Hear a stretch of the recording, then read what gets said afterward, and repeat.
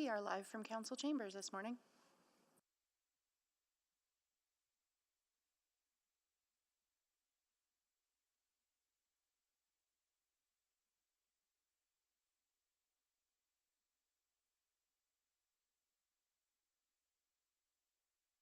We are live. We are ready to go. All right. Good morning, everyone. I would like to call this meeting back to order and do a roll call of council colleagues. Councillor Wright. Sorry, good morning. Good morning. Councillor Knack. Good morning. Councillor Principe. Good morning. Councillor Stevenson. Good morning. Councillor Paquette is unable to join us. Councillor Tang is also away. She has informed us. She'll be joining in the afternoon. Councillor Hamilton. Hello, good morning. Good morning. Councillor Rutherford. Good morning. Councillor Salvador. Good morning. Councillor Cartmel. Good morning. Councillor Rice. Good morning. Councillor Jans. Good morning. All right, so good morning to everyone.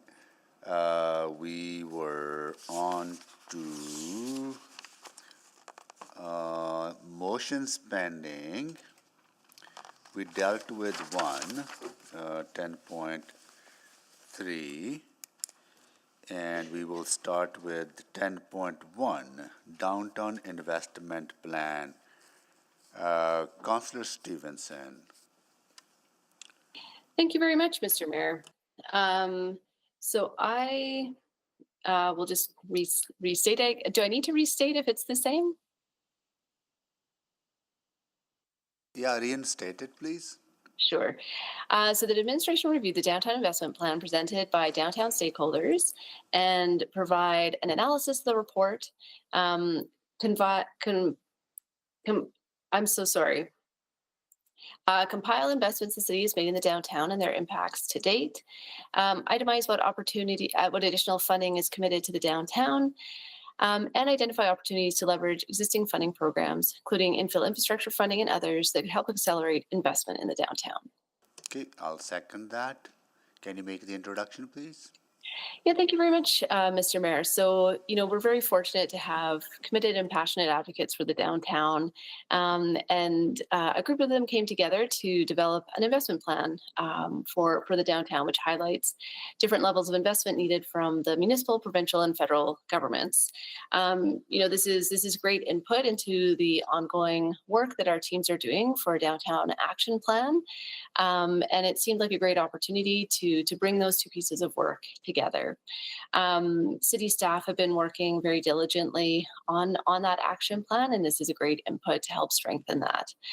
The intent here is to understand, again, the investments that we've made to date, the impact that they've had, and then what opportunities there are to continue that investment moving forward. Happy to take any questions. Thank you, Councillor Stevenson. Any questions, colleagues? Councillor Rice, go ahead, please. So, thank you. Thank you for the mover and for this motion, because our city's downtown, actually, it's a very important place and for all Edmontonians. Is this type of investment plan has been provided before, or this is the first time? And we are looking at this specific scope and under this plan.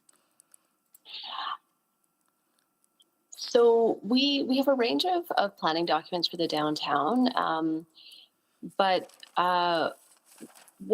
what has generally been happening is there's a number of different streams of work that have been happening. As you know, there's different investments with LRT, with some of our CRL funding.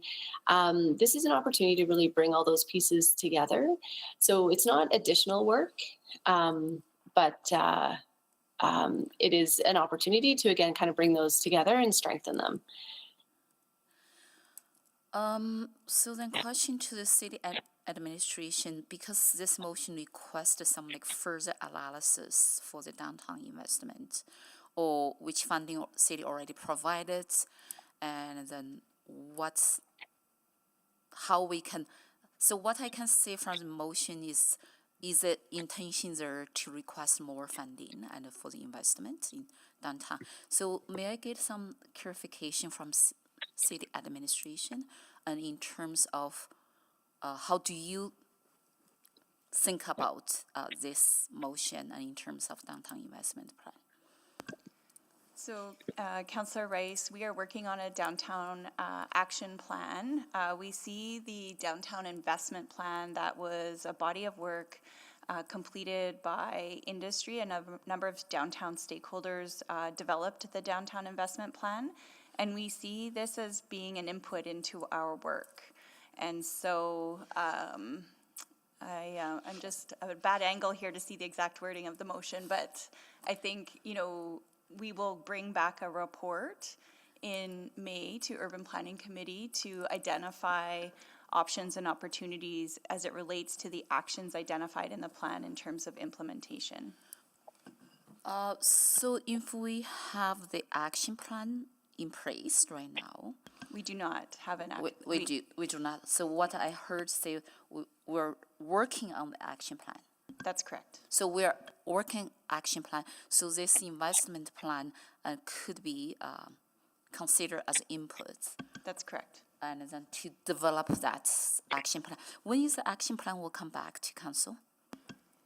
The intention is to bring it to May Urban Planning Committee. So the idea is to integrate this motion into the work that we are currently undertaking now. So it will be the same timeline, and then integrate this work and to the action plan That's development. correct. Yes, I would just flag and is around, the analysis of a downtown investment plan. I think we'd rather, analyze the plan and identify actions from it to inform our action plan, as opposed to, just providing a body of work in terms of an analysis of the industry plan. So for the action plan, so we'll covered, I don't know if it's too early to ask this question. We'll cover some like the financial implication or financial cost associated with actions. Yes, that's So correct. at that moment, and we will know what type of financial situation or financial requirement for us to implement the action plan. Yes. Okay, so though this work is not part of that work already? It is, in some form. The downtown investment plan produced by our industry stakeholders was released in late October of this year. So we see that as an important input into the work that we're doing. So why I am asking that question, because I do not want to see the overlap work, but I do understand the importance of the inputs and for all the stakeholders and specifically in the downtown area. Yeah, I would agree. This is well aligned to the work that we're doing and can be integrated into the work that we're advancing in May of next year to So committee. from efficiency and cost effectiveness perspective, you did not see its duplication.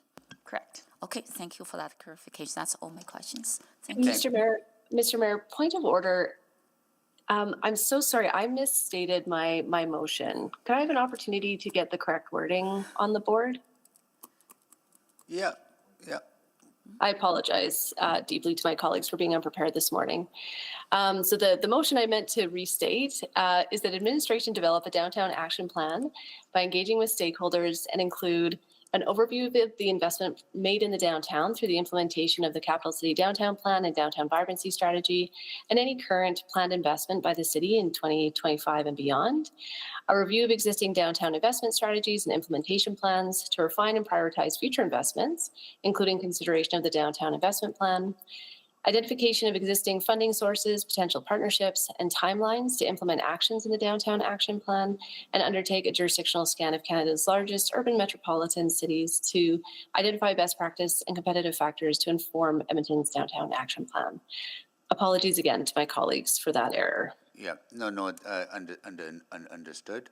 And if that raises additional questions, Councillor Rice, we will start your time without going to a second round, okay? So go So, through this, I go have- through it. So Yeah, I have 6 seconds, and I just want to say thank you, my colleagues, to to correct the motion, because otherwise, I look at the motion because it's first time for me to saw the wording.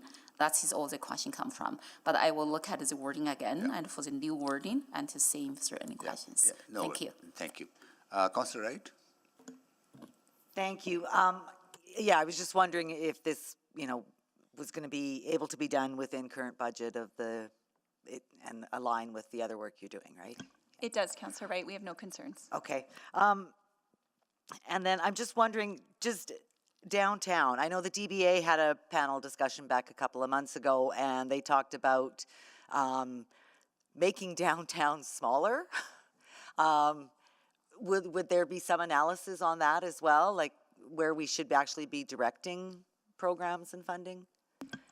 I think, downtown is a neighborhood. It's defined boundaries. So, it's more around how we look to prioritize investments in the downtown and what outcomes we're trying to achieve. So that will be the body of work that will come forward through this report and the downtown action plan. Okay, and then I've just got one other question. With the addition of the planned investment by the city in 2025 and beyond, how far beyond are you going? So we have another motion that council directed administration to look at additional catalyst projects that could be contemplated in the downtown, recognizing a potential extension of the community revitalization levy. So we would just look to model out what those projects could be and what the timelines could be for that. Okay, and so within the parameters or constraints, I guess, of the CRL itself and That's one timeline-wise? funding Okay. source, yes. The CRL, other opportunities to leverage private investment or working with other levels of government. So we'll identify possible funding sources when we bring this body of work back. Okay, thank you, that's all I have. Thank you. Councillor Jans? Thank you. To the mover, I think this is good. I think it is exciting that a lot of different people have their own separate plans, but I think pulling this together would be helpful. One area that I don't think we've talked about enough, and I'm not sure if you feel would be adjacent to your motion or supportive of your motion, would be around the removal of the air quotes other residential category and how that's actually made development a lot more feasible downtown. But is that, would you, because I would like to hear more about that, but I'm not sure if that's adjacent to your motion or not. Yeah, I mean, I think that's a really interesting question, and maybe it's a clarification to administration on whether the language is fairly specific, an overview of investment, but perhaps that's a broader Like we an changed a overview. structural tax condition to make it easier to develop multifamily housing. Mhm. I would, for me, even though it's not just downtown, that's a citywide thing, but could that be, or do you want just a very narrow, these 6 blocks of downtown kind of motion? No, I would certainly be open if administration was able to compile the range of actions that we've taken to support and incentivize development in the downtown. I think the tax of the residential is a really great example.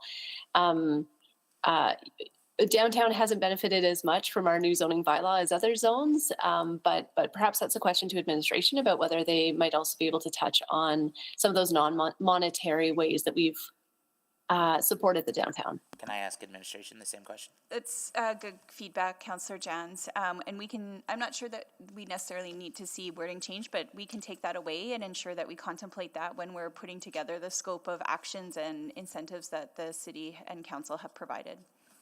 Okay, so I hear both administration and the mover saying wide latitude to general policy and regime change aspects that are favorable to downtown could be included. Yes. Okay, excellent.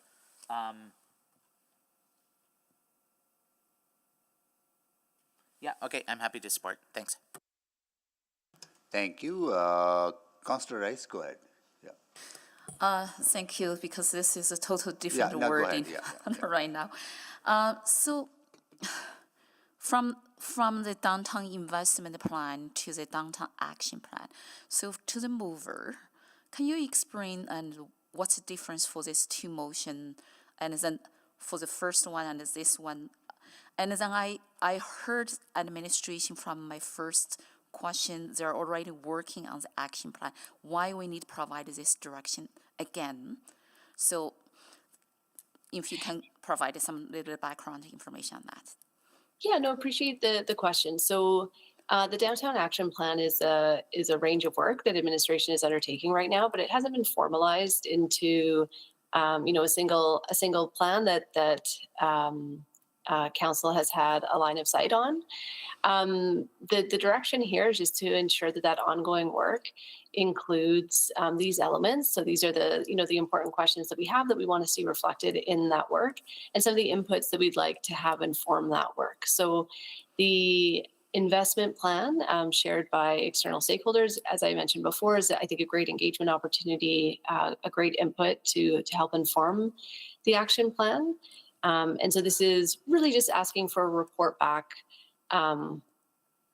from administration on the work that they're already doing, and then specifying some of the pieces of information we want that to include.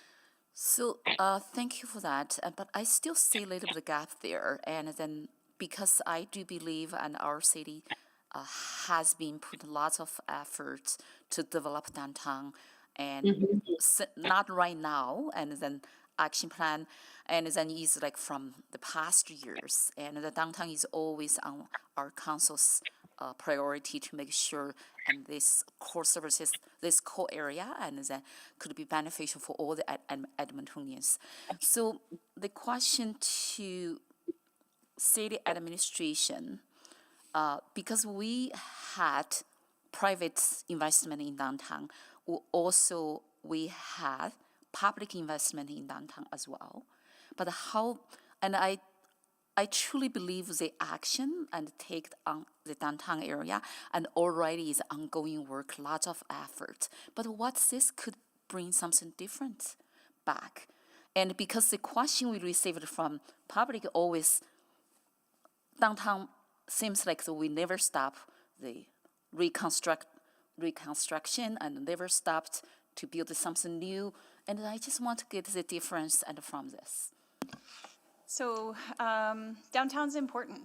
It's a major employer, a major part of our tax base. It's where over 13,000 people live, and a number of reasons why downtown is important.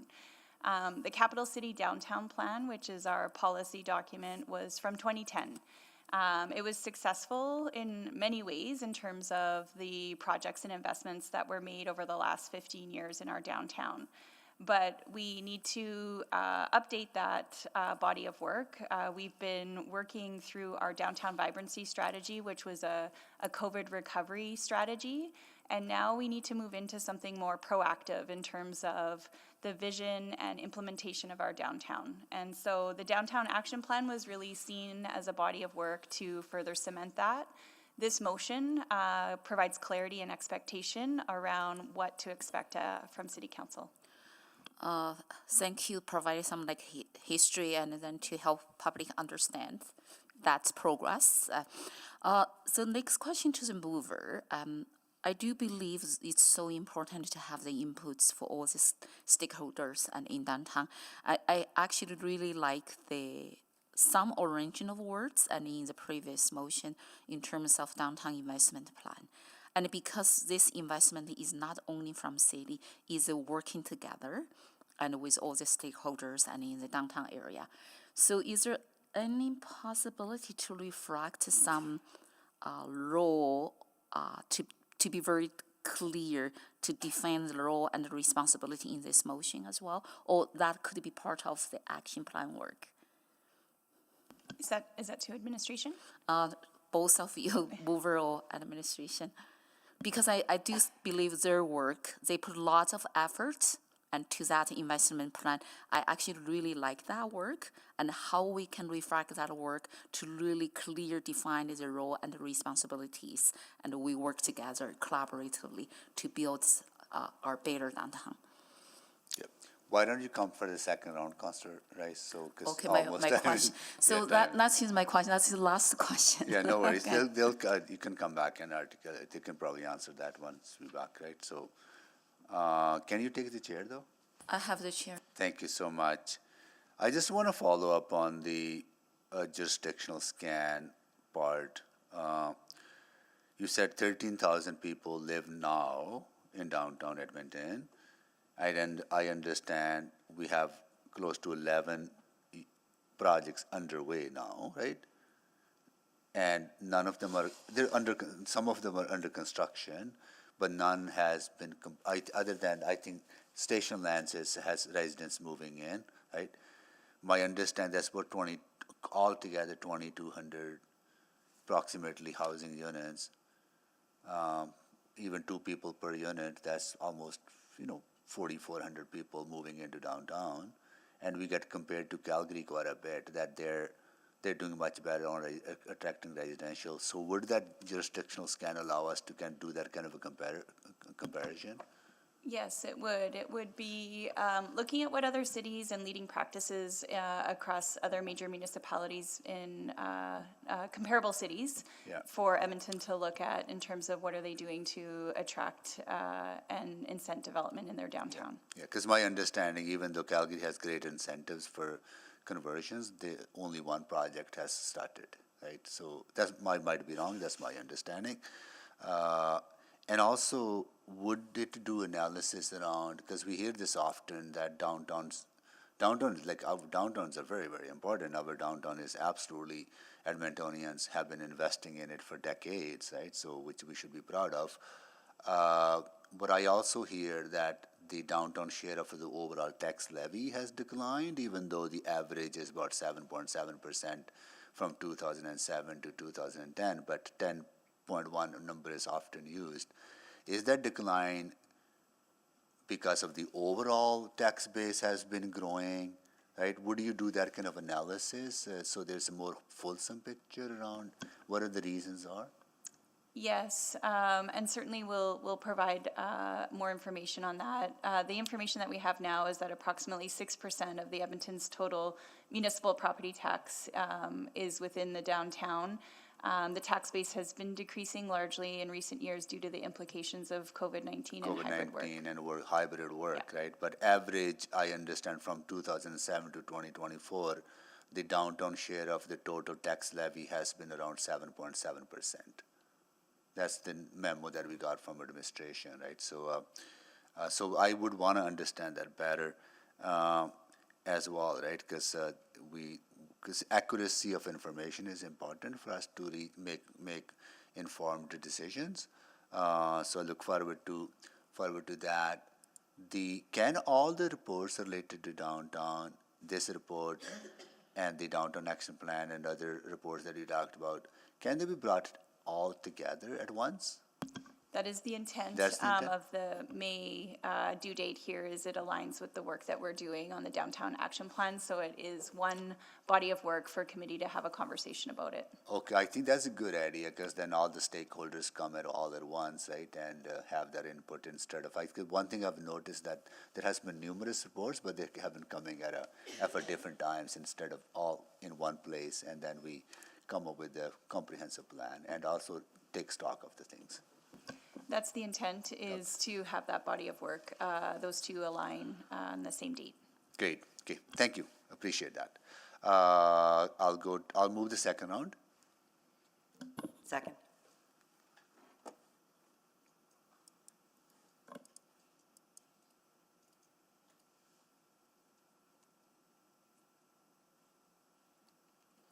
We have all the votes.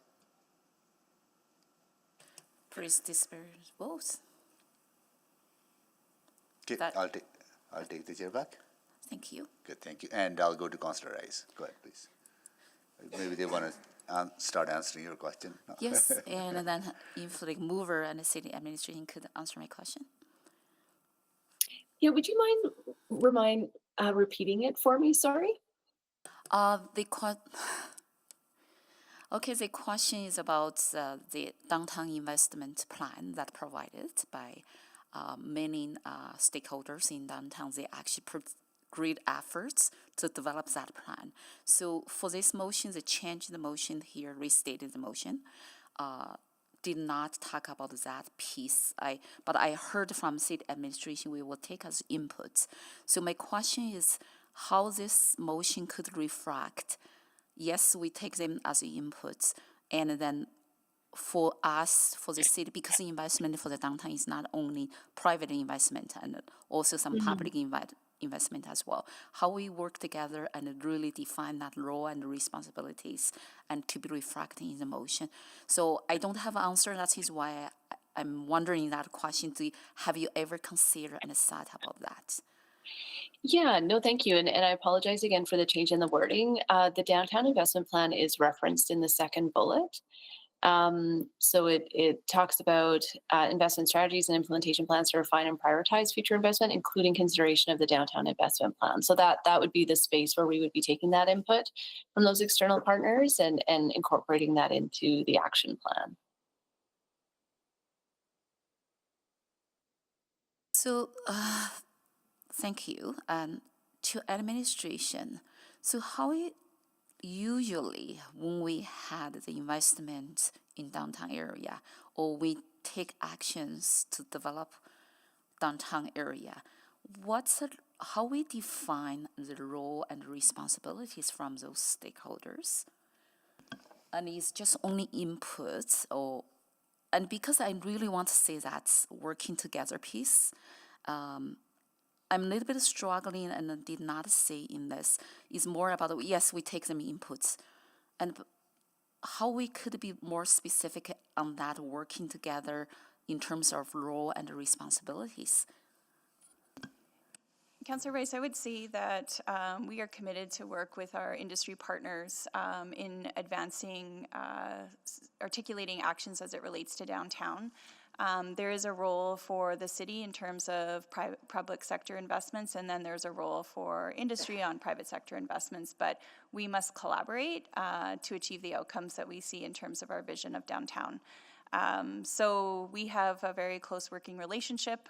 We've established a stakeholder list.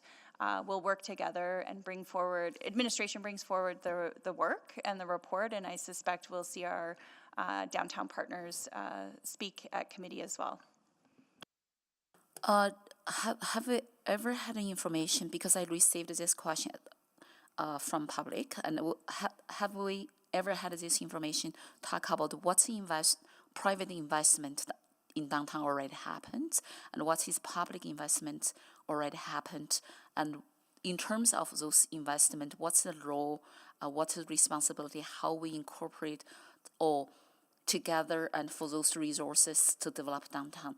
So is that type of work will be reflecting this action plan, or we already had information? We do have some of that information. There was a memo to council in December of 2023 that identified the private and public sector investment. We are providing or working on an update to that information to reflect investment in the downtown over the last, since 2010. And so you will see that updated information coming through a memo at some point as well. So will not be part of this action plan? It will be part of the information in terms of setting the context of what we've done already. But the work of the Downtown Action Plan is what are the plans and what will we do in the future? I think, Councillor Rice, in addition to that, is the process that we're undertaking for the development of the Downtown Action Plan. We're developing it not only considering the Downtown Investment Plan, but we're working directly with our stakeholders to help inform and co-create what that best path forward is. So it's not something that the city is looking to do in isolation. And so looking to build what that future looks like together, recognizing that the city does have a role, and our private developers as partners also are looking to have a role as well.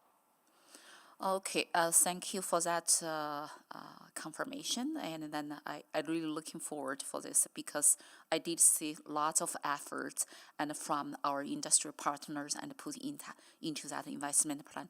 I do not want last resort efforts down there. Okay, thank you. Thank you so much, Councillor Rice. So that concludes the questions on this item. Anyone to speak to it?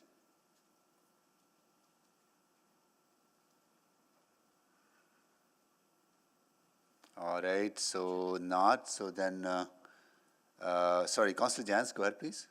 To speak to the motion? Yeah, to speak to the motion, you're on the board, you're on board. And, okay, yeah, you're.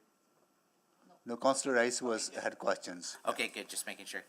Yeah, no, I think it's a good motion. I think it's helpful to have everything in one place. I mean, we talk a lot about downtown. We talk, and we engage and we discuss many different initiatives that have been coming, and much of this is really interesting. It can be many small incremental changes that can have a huge and outsized impact. So, but I do note since 2015, over $4.7 billion has been invested into downtown development.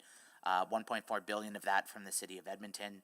There's 942.7 million invested in more than 30 major projects since the capital city downtown CRL began in 2015. The investment downtown is ongoing with 148 million in current construction, including 44 million for the new warehouse park, and a further 235 million in design or future construction committed through 2026.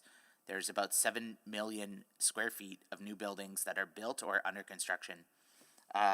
We've also invested in the construction of a lot of housing downtown.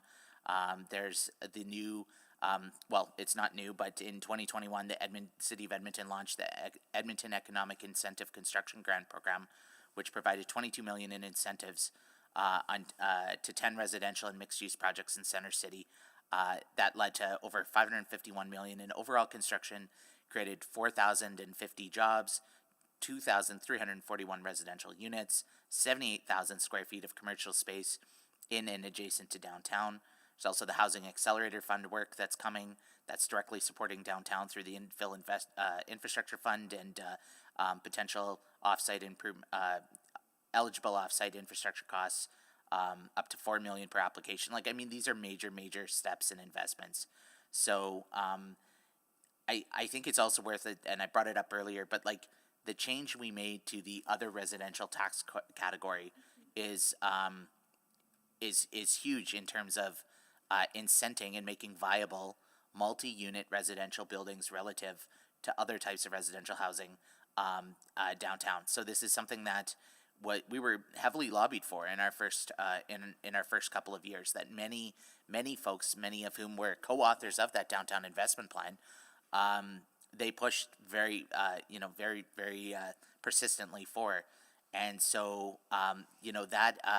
that change to create more equitable tax conditions for multi-unit residential and more multifamily downtown, I don't think can be understated.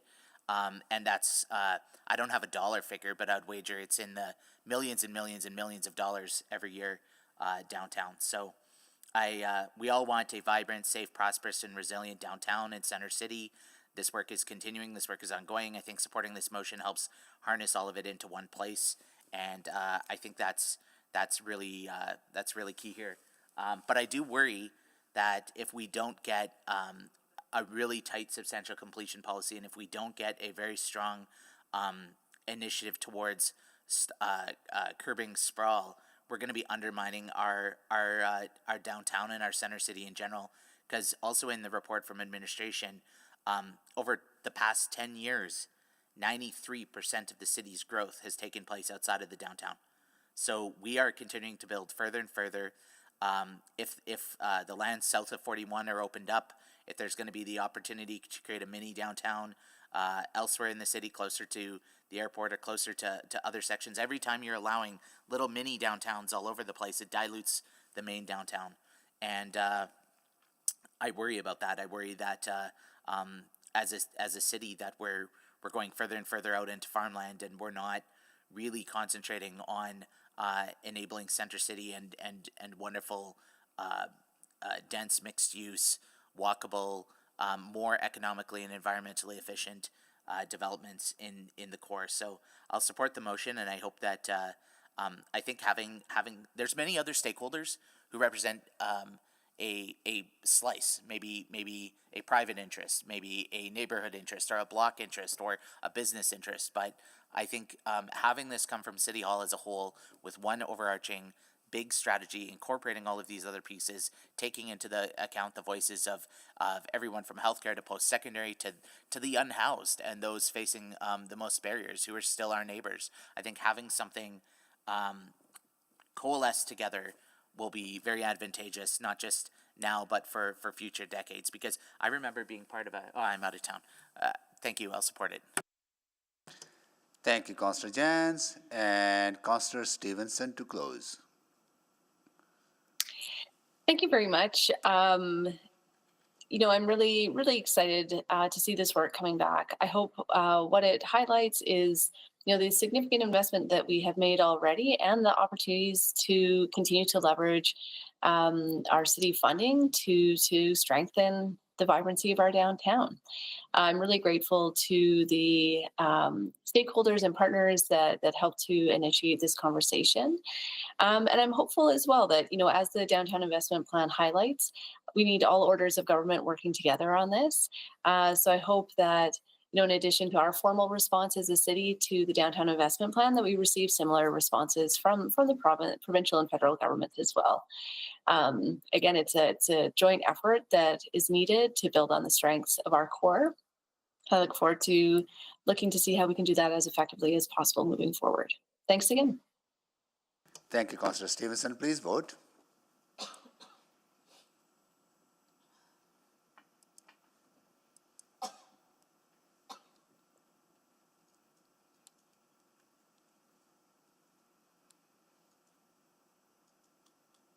We have all the votes. Display the votes, please. That is carried. Okay, before we go to the next motion pending, I see some guests visiting us in the Chamber Hall, right? And thank you so much for joining us. Is anyone kind of leading the group or organizing the group among you? You want to come down and tell us who you are and just share with us your group, because I usually get a note from our security and the clerk so we can acknowledge the people who are visiting us in the chamber. I didn't get in this case, so if you don't mind sharing with council and through council with everyone else that who are you? Walk to the podium. Yeah. Good morning. Thank you. Good morning. We are from the Edmonton Newcomer Center. Oh. And so we have 3 classes visiting today. And we popped in unexpectedly. We didn't call ahead. So our students are enjoying taking some photos and having a tour of City Hall. Oh, I see. So this is one of the 3, there are 2 other groups that are... Yeah, I'm a teacher. I'm Jennifer. And Yeah. this is Yulia Okay. as well. Yeah. And there are other students that are out in the City Hall just yes. walking around Yes, taking they're pictures. taking Are they going to be coming in later on as well? I think so. Okay, well, thank you so much for visiting us. Really nice to see you all. Thank you so much. Yeah, cool. Okay, take care. Yeah. Okay. Now, next one is 10.2, amendments to bylaw 18156, council committees bylaw, creation of infrastructure standing committee. Councillor Jans. Yeah, thank you. I think I spoke about this when I introduced or raised the motion previously when we were talking about it at committee. But when I was on the public school board, oh yeah, sorry.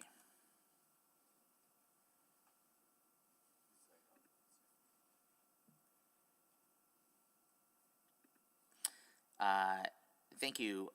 That administration prepare amendments to the council committee bylaw to create an infrastructure standing committee with a membership comprised of 4 members of council. The committee, once established and a work plan is set, may also add external stakeholders. Second by Councillor Cardwell. Okay, now make the introduction, please. Yeah, so this is something that I think I mentioned when I was at the school board. We had an infrastructure committee there where it was dedicated to all of the capital facilities and other considerations related to our schools, and it was very helpful to have kind of a one-stop shop where the focus of that committee brought all of these different threads together.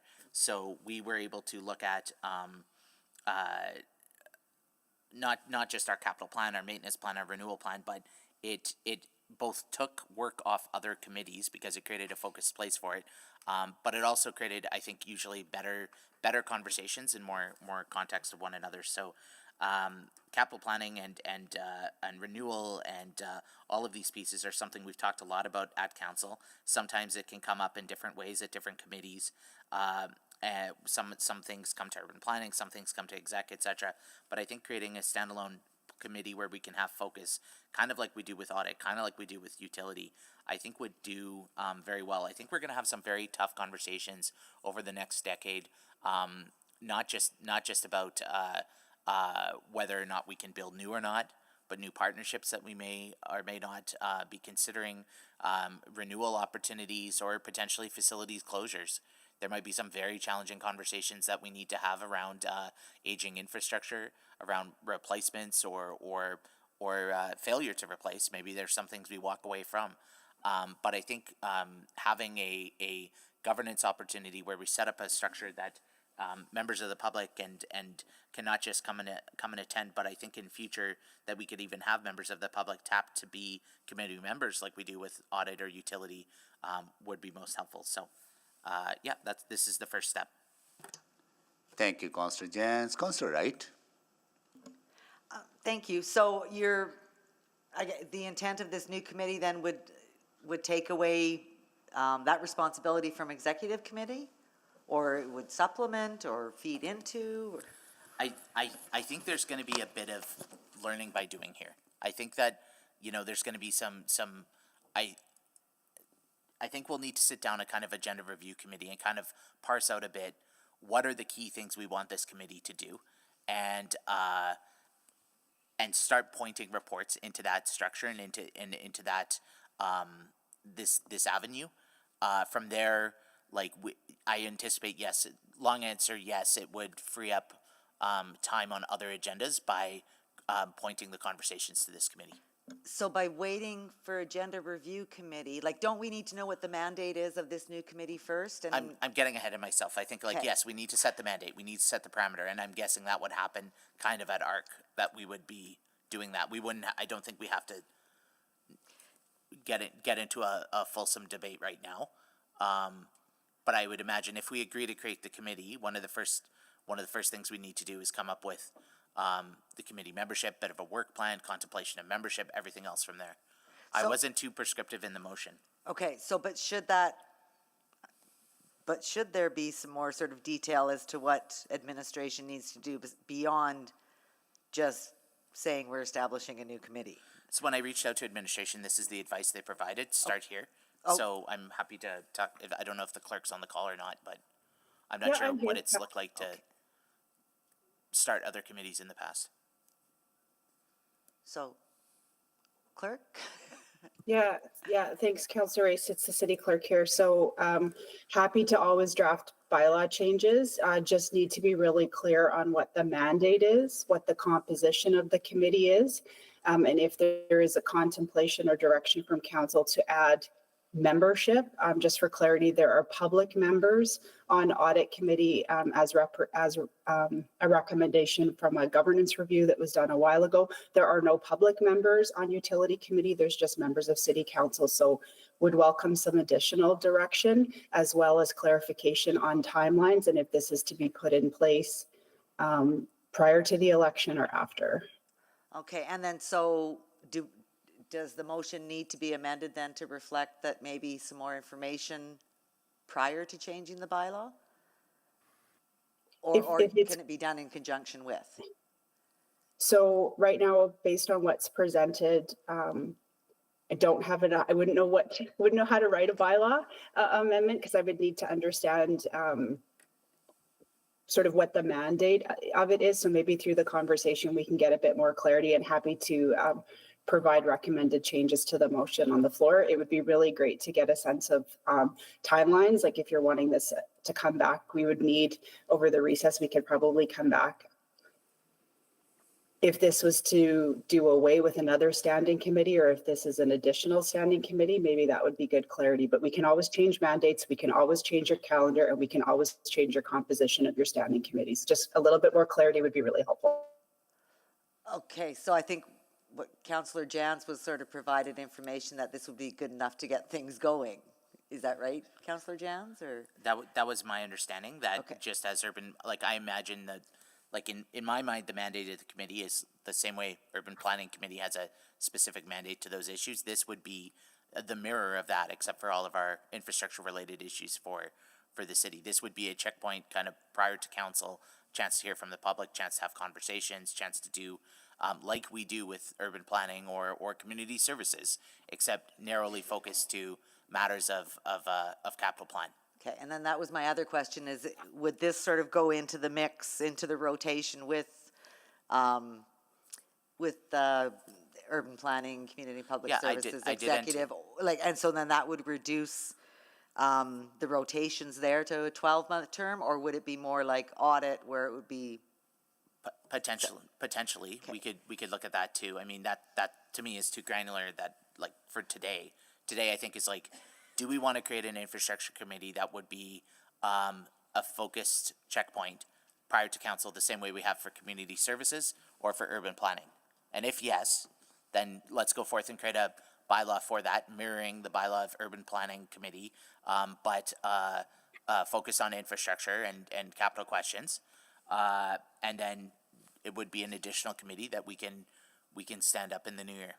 So okay, my time is up, but I'm thinking we need more information Okay. first. Councillor Rice, go ahead, please. So I heard some technical questions already answered by already answered. And I want to look at the principle to add this additional committee. So to me, right now, if we're focused on the capital project, more focus on what I heard here is the PDMM, that model check-in point. So is that the scope of this committee will not have any overlap with urban planning committee and with executive committee, with community and public service committee. So I want to be that scope be very clear, and then also in line with the priorities and from IIS, their department and the city operations department in terms of infrastructure. Yes. So only focus on that. It only focused on capital. Yes, that's the goal. Only focus So if on. it's about should we build an X, that's an infrastructure committee motion. What sort of policies should we have to oversee the participation of X? That would be more community public services committee or UP or urban planning committee. So I appreciate the intention there, and then specifically that's intention reflects the concern I brought to our capital project in terms of contract management, project management. But it's, to me, still not very clear on how this committee outcome or the work could really address we passed the motion yesterday in terms of the contract management concerns to address that piece. And right now, we try to address project management concern or issues, or what specifically we want to do here. And I do understand, and then we have that checkpoint 1 to 5. We need to make sure every steps when we move forward, and from cost effective perspective, from the efficiency perspective, and also from like the external stakeholder perspective, we make sure we move forward in the way as Edmontonians expected. Is this committee So responsible for that? I think we're agreeing. I think like, so you move a motion on, say, review the Yeah. PDDM process. Yeah. So right now, that may come back to exec, or it may come back to council. If having that as part of a different committee where we could potentially have like an audit, have other other public members or others have a conversation there, that's a checkpoint. That's a chance to create more space there. Some of our agendas get very full, very comprehensive, and can be very scattered between lots of different topics. I think some focus, just like we've acknowledged this already, that we need committees. We have an urban planning committee for very detailed in the weeds conversations about zoning bylaw or something like that. This is what I envision, something similar. I have two more questions and to the administration and to city clerk and to IIS. So can you tell me, and from your perspective, how you look at this, what this could achieve or resolve, so what type of problems, and you think we are lack of solution right now? I think this is more a council governance decision around what committees, but right now, generally, Councillor Jantz is correct. Executive committee is the default committee that the majority of IAS reports will come to, and once in a while you'll see them, depending on the phase of or the type of an inquiry, will go to some of the other committees. Otherwise, they're following a similar governance of committee then through to council. So you could see some benefit with separate or reduce some like agenda items and from executive committee. I think, like we said in the past, we're open to a dedicated committee to this if council thinks that that will help with oversight, governance, and clarity of what comes there. Okay, thank you for that. One more question to city clerk. I heard we need more direction and for them how to write the bylaw amendment. Yeah, And yeah. so is there anything you would like to say information come first and before directly go to amendments? Yeah, so thank you for the question, Councillor Rice. So in talking to Councillor Jans before the motion was even stated, it was my recommendation that this is a starting point for council to get a temperature check on this. If this is something that council wants to include to its governance model, the conversation today has already illuminated a little bit more of a focus. If council would indulge, it would be great if we could have the council recess. I could regroup with the team and connect in with ELT, and then happy to bring back a report to the first council meeting in 2025. If what we're proposing is a little bit more granular and it meets council's expectations, bylaw amendments are not actually that difficult to this bylaw. It's just getting consensus from council on what it would like to see with its changes. I would also need to look at staffing models and just making sure that there's different ways that we can run things. Previous councils, I don't know that my team's going to love me saying this, have run double committee meetings on the same day because there are limited councillors. I can't divide, well, I could divide 12, I guess, by 4, and then we could reduce the number of members on committee. So we could be really creative here. I just need some time to check in with the team, bring something back for council. Thanks, Aileen. Councillor Cardinal. Yeah, I'm sorry. Sorry, Councillor Cardinal. Thank you. So first of all, just a couple more questions to the clerk. We passed a motion last week on a zero-based budgeting committee of some sort. Do you have clarity on that? Since last week, no, I do not. No, not since last week, but essentially the scope of that committee and how that is going to, maybe not how that's going to fit in, but the mandate of that committee? No? I'm still working on your minutes from last week, Councillor Crutnell. I'm not trying to be cute, but I haven't really caught my breath from last week because we've been in council every day this week. Yeah, I recall. It can work though. Like I just need time to sit down and look at mandates, and I don't know that the budget committee was being stood up in Q1 of 2025 unless I misread the instruction. Yeah, so I was really about an order of operations question. So maybe we have to give you more time on that. Second question then is, if we are looking at external members, there's a recruitment process and timeline for that. Do you have some guidance, generally what that takes to do? If we did it for audit, like as an example, for public members that sit on audit committee, how long is the recruitment process for that?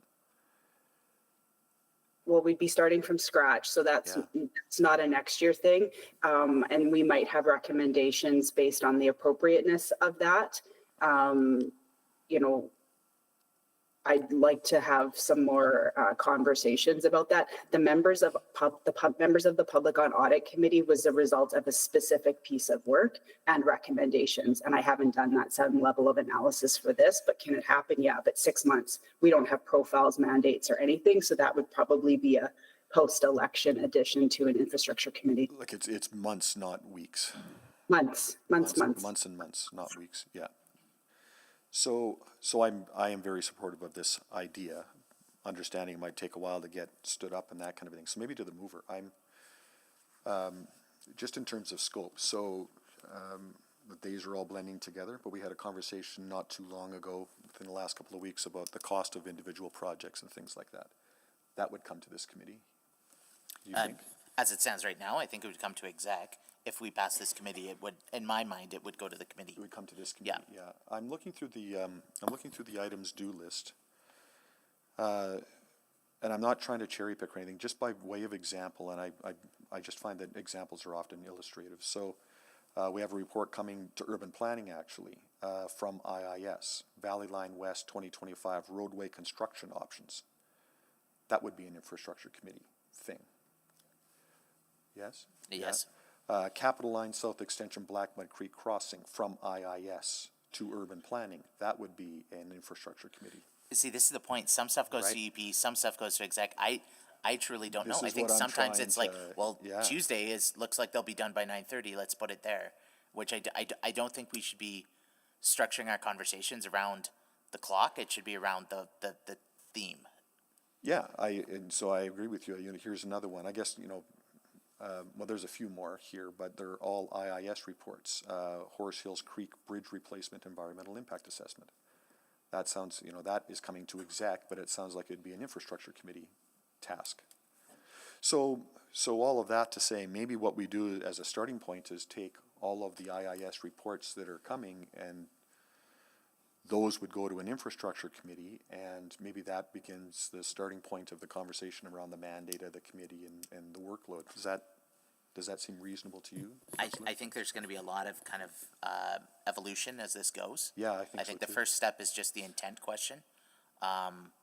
Do we want to have a different committee with a different focus? If yes, let's give the clerk to the direction they can, and I mean, the inquisitor can ask the clerk, but I believe they could bring forward a plan in the new year, and we can develop a bylaw from there. But the first step to me is a yes or no. I'm not happy with the committee structure. Some of you may be. I feel like it could use a little more tweaking. Yeah, I tend to agree with you. So I'll leave it there. Thank you. Thank you, Councillor Cardinal. Councillor Stevenson? Yeah, thank you very much. Just to the mover, I've been appreciating the conversations, and I'm very supportive of this. I think it's a great opportunity to have some focused conversations, not only taking things off of committee plates, but also council, where I think a lot of these end up. I just, in terms of the timing, I do wonder, I mean, even just a question of fitting it into our calendars for next year. Do you think that there could be value in potentially having this work come back, let's say in November 2025, and it being sort of starting fresh as that calendar gets set for 2026? Like, I understand, like, if we decide to do this, get it started, and if we're going to start recruiting and selecting external members, I mean, as I was writing this, maybe we may even want to search out somebody from Alberta Infrastructure, given the number of capital projects, underway that are joint projects. Something like that would take big time, and I'm aware of that. So I think it's, like, I don't want to get ahead of myself. I think we could start focusing some of our conversations now, given the overlap between the committees, but Yeah, well, maybe the way forward, and maybe just to clerks to see if this is workable. Like, what if it was about coming back with a draft council committee bylaw where we can talk about terms of mandates, coming back to, let's say, executive committee in the spring. So we could sort of have that touch point, tighten up what that vision is, what that looks like, and then sort of have it ready to go post-election. Would that make sense? Happy to come back as an interim measure, as this is council's governance structure. I wouldn't recommend executive committee. I would recommend council. Oh, sure. All of council could weigh in on it, but happy to bring a report back on some options. If there's going to be changes, friendly reminder that at the organizational meeting of the next 2025-29 term, you will be approving your calendar. So it'd be great to know what the committees look like. And a report in the spring would allow clerks time to prepare the calendar for the next council. Yeah, that would Okay. work. Okay, so then maybe if I just in a friendly way replace that question mark with pick a month, March or April, for an interim report. The clerk. Prepare. Yeah, so to clerk, do you have a preference over March or April? March is all civic agency interviews, so I'd have to look at the calendar. Why don't we just say March or April, and by the time we finalize this discussion, I can check at the calendar and see when it could come back. And if we're coming back with a report, or are you wanting bylaw amendments themselves? I mean, they will always be draft coming back to us. So we could explicitly say prepare draft amendments, but could we also get clarity on taking some authorities away from executive committee? That way, because we can't have two committees at the same mandate, so we can just do all those housekeeping things at the same time. Okay, great. Friendly to the friendly, could it be all committees? Because there's overlap with not just exec, but urban planning too.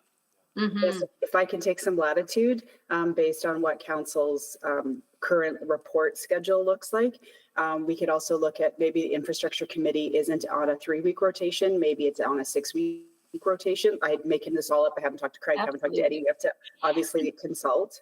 Yeah, and I feel like those are all of the pieces that could come back in the spring, right? With your best recommendation about how that could look. So I feel like it's choose your own adventure, but if there's wording you want to suggest, if we say that administration prepare draft amendments, the council committee bylaws to create an infrastructure standing committee. While reviewing the mandates of the other 3 regular standing committees to make sure that there's no overlap or contradictions. Perfect. And I mean, I think overlap is a bit unavoidable. Like we do have that sometimes, but removing conflicts makes great sense. Councillor Stevenson, this is Michelle Plouffe. I just want to clarify. I think what's the better process is for admin to bring you back a report for your consideration. I think starting to draft bylaw amendments is premature. Gotcha. And I think we'll just land up in being a lot of work that may be for naught. So it might just be best to come up with those principles and suggested changes for consideration first. Okay, so if I were to amend this to say that administration prepare a report outlining a recommended structure to accommodate an infrastructure standing committee, does that work? I'm out of time, but maybe I'm trying not to clerk this because I can't see Nancy's face. But if we could just redraft this to say that administration prepare a report with recommended changes to council's committee bylaw, including the creation of an infrastructure standing committee with membership comprised of members of council. I'd like it not to say 4 because I might not recommend 4. And that delete the last sentence. I think it's premature to look at a work plan, but just all other necessary changes, and we can work with our colleagues in legal services and get input from ELT and bring our best recommendations. So Aileen, if you could just send that on a chat to the clerk, that'll be helpful. Councillor Rutherford, go ahead, please. Yeah, I was on the board because I was concerned about the prepare amendments to the bylaw component with this conversation. I did put in the chat a recommended rewording of this motion that administration bring back a report to council on the creation of an infrastructure standing committee that recommends membership, including non-council membership, initiation timelines, and considerations for any changes to the mandate of a current standing committee. But I don't know if that gives the direction it needs. I just think it needs to be reworked. And those are things I heard needed direction. You needed to have more clarity on the mandate, how it will intersect with other committees, when will this actually start, and who will it comprise the committee. Am I missing anything to the clerk? No, I think it's clear. So is that friendly to the mover? I didn't hear the timeline though. If it's just a report, could It's it still, be it'd much still sooner? be March or April, like as discussed by with State Councilor Stevenson. So the due date would say the same to what's on the screen right now. I just Or wonder do you, if we're not drafting bylaws, if it'd be, I can if ask we're that question to overthinking this. admin. If it's a report, could it come back sooner than March or April? Without having a chance to consult, I can say yes, and we'll do our best to bring it back to one of the council meetings in February. Would that work, be amenable to the mover? Yeah, can you just paraphrase one more time what you want?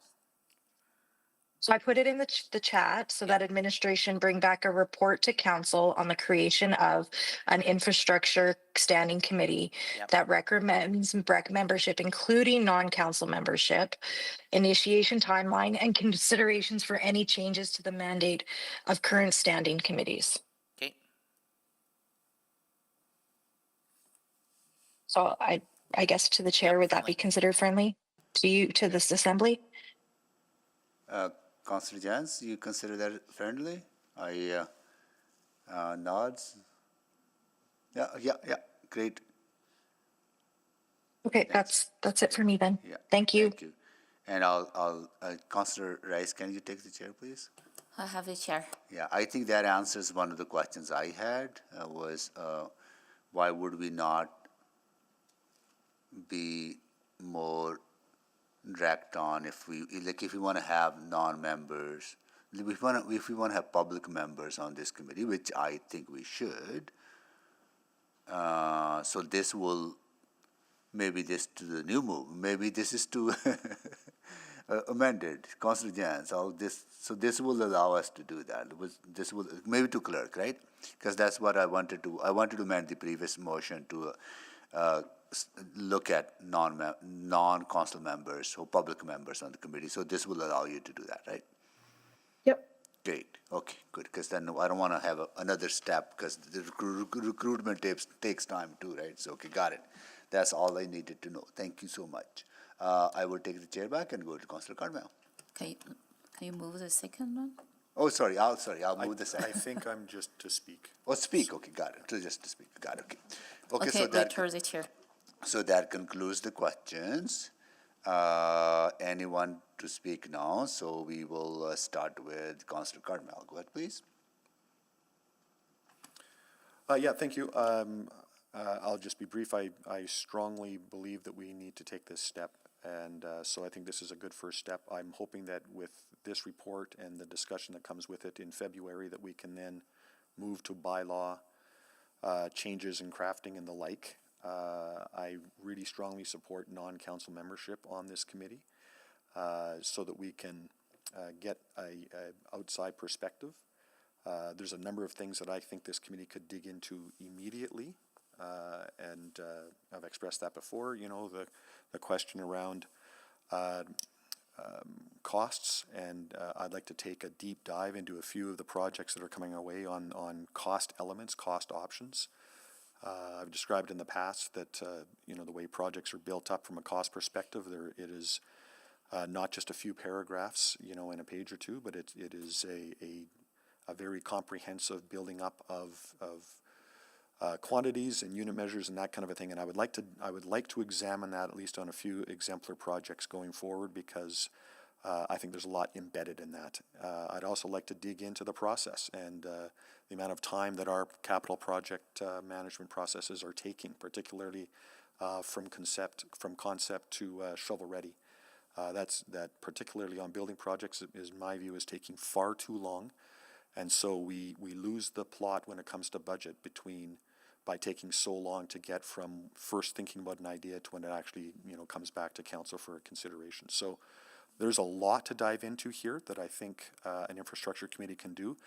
But in doing that deep dive, and not forever, but for now, it will require those external perspectives. It will require the perspective of people that have built infrastructure in Edmonton for many decades, so that they can tell us what works and what doesn't, and they can tell us what the impacts are of some of our processes, procedures, project team build-ups. how we build our estimates, all of those kinds of things. I think that there's a real opportunity here to hit a reset button. So I'm anxious for that work to start. I understand that time takes time. You don't just throw up a committee and meet next week, but and where does it fit in the calendar and all of those other considerations. But I think that getting this report back allows us to have that conversation about how we want to see that fit into the mix. We can decide whether it fits in, later the next year or after the election or what have you. But this is a positive first step to really think about what that could be. So really strongly support this. Thank you. Thank you, Councillor Cartmel. Councillor Stevenson. Yeah, thank you so much. Just wanted to say also how much I think this is a good idea, and really wanted to thank the mover for bringing this forward. I think it's a really practical way to hone in on some of the questions that we've been having around our capital projects. So I appreciate that there have been a number of different threads and conversations going on, and appreciate the mover kind of putting it all together with a practical way forward on how to manage that. I think this is a great way that we can strengthen our oversight over our capital budget, and also think more strategically about some of the policies and guidelines that have emerged. I think they've often kind of been on a one-off basis, just necessarily so, because they're maybe even coming from different committees. But having one spot where we're talking about all those things, I think will be very, very positive and help get to better outcomes.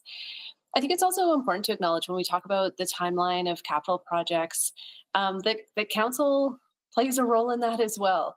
Our need to weigh in at different points, some of the decisions we make and then maybe unmake, that also has an impact on how our capital budget is delivered. And I think that this infrastructure committee, my hope is that it can provide staff with greater, maybe just faster touch points, more reliable touch points with council, knowing that you're going to have a group of focused and informed councillors on this important area of work, which I think is different than it being another item on a larger agenda, either at another committee or at council. So I'm really excited to have this space to talk about these important issues. And again, thanks to the mover for bringing it forward. Thank you, Councillor Stevenson. Councillor Rice, can you take the chair, please? I have it here. Thank you. I also want to thank Councillor Jans for bringing this forward, and also want to acknowledge Councillor Cartmel's efforts on this, right? Over the last number of years, he has been really asking very important and tough questions on this file, and I think those questions, some have an answer, but there's a lot of outstanding. Right? I think it's important that we create a platform that allows us to dig deeper into these questions, because we spent close to $6 billion on a capital investment. That's a lot of money that we invest on behalf of Edmontonians, and there's accountability around that, and we need to make sure that we are demonstrating the value for money and accountability for those projects. And there's many layers and many reasons why projects get delayed, why they don't, or approval timelines are long, and I think we gotta dig deeper into that. I think about Lewis Farms Rec Center, for example. I was on council my last year on council was 2015, and we were talking about Lewis Farm in 2015, right? Yeah. And but we did not give approval to Lewis Farm funding until 2021, right? So there's something in the process that requires fixing. Either we make a decision. We should have made a decision on Lewis Farm in 2016 or 2017 and say, okay, are we doing this or not doing this? If we say we're not doing it, fine. If we're doing it, we're doing it now, right? I think that kind of decision making is important on this, and also around the oversight as well. I think often we go back and reprofile projects or approve different budget through bylaw changes, right? Borrowing bylaw changes. I think we need to have that committee that allows us to provide that oversight in a more effective way. And I'm all actually really excited about having outside expertise be part of this committee. I think we greatly benefit from having 2 members on the audit committee, and they bring so much insight into decision making, and guide our work on that committee. So on this, I think having that expertise from our side will be helpful as well, right? And also, and so look forward to that conversation when it comes to us in February. But this is something that we need to do, and so look forward to that conversation. Thank you. And I'll take the chair back and go to Councillor Jans to close. Yeah, thank you, everyone, and again, thank you to Councillor Cartmel for the second and for also raising this idea as well. I think sometimes there's a bit of an apprehension around governance of, oh, well, is this going to be creating more work or more conversation and not actually more action? But I actually think it's we've inherited this committee structure with these committees. I personally don't think they make a lot of sense. I think we should have other conversations as well, but that's another time. I think really fundamentally at this core, I think what this will do is help rebuild trust with not just Edmontonians, but I think Albertans and Canadians. It seems every day I open the news to some story about infrastructure costs in Canada. And for example, just 4 days ago, there was a new University of Toronto study looking at soaring costs of building transit across Canada. Now, is this an Edmonton problem? No, like it's not a uniquely Edmonton problem, but we're part of it. It's part of the whole national landscape. We just went through the capital budget process. The Yellowhead Trail project was $105 million over budget. Now there's probably very valid reasons why that is, but we didn't really have a chance to get into the conversation about it because it was wrapped up into $6 billion worth of other decisions that we're making as part of the budget process. So I think having some of these checkpoints will help rebuild and build more trust with community. It's a chance to let folks know what we're doing, what some of the costs are, what some of the challenges are. I would love to have a committee work plan where we're looking through some of those renewal conversations where we can say to folks with more surety, okay, this is what's in store for Edmonton over the next 25 years.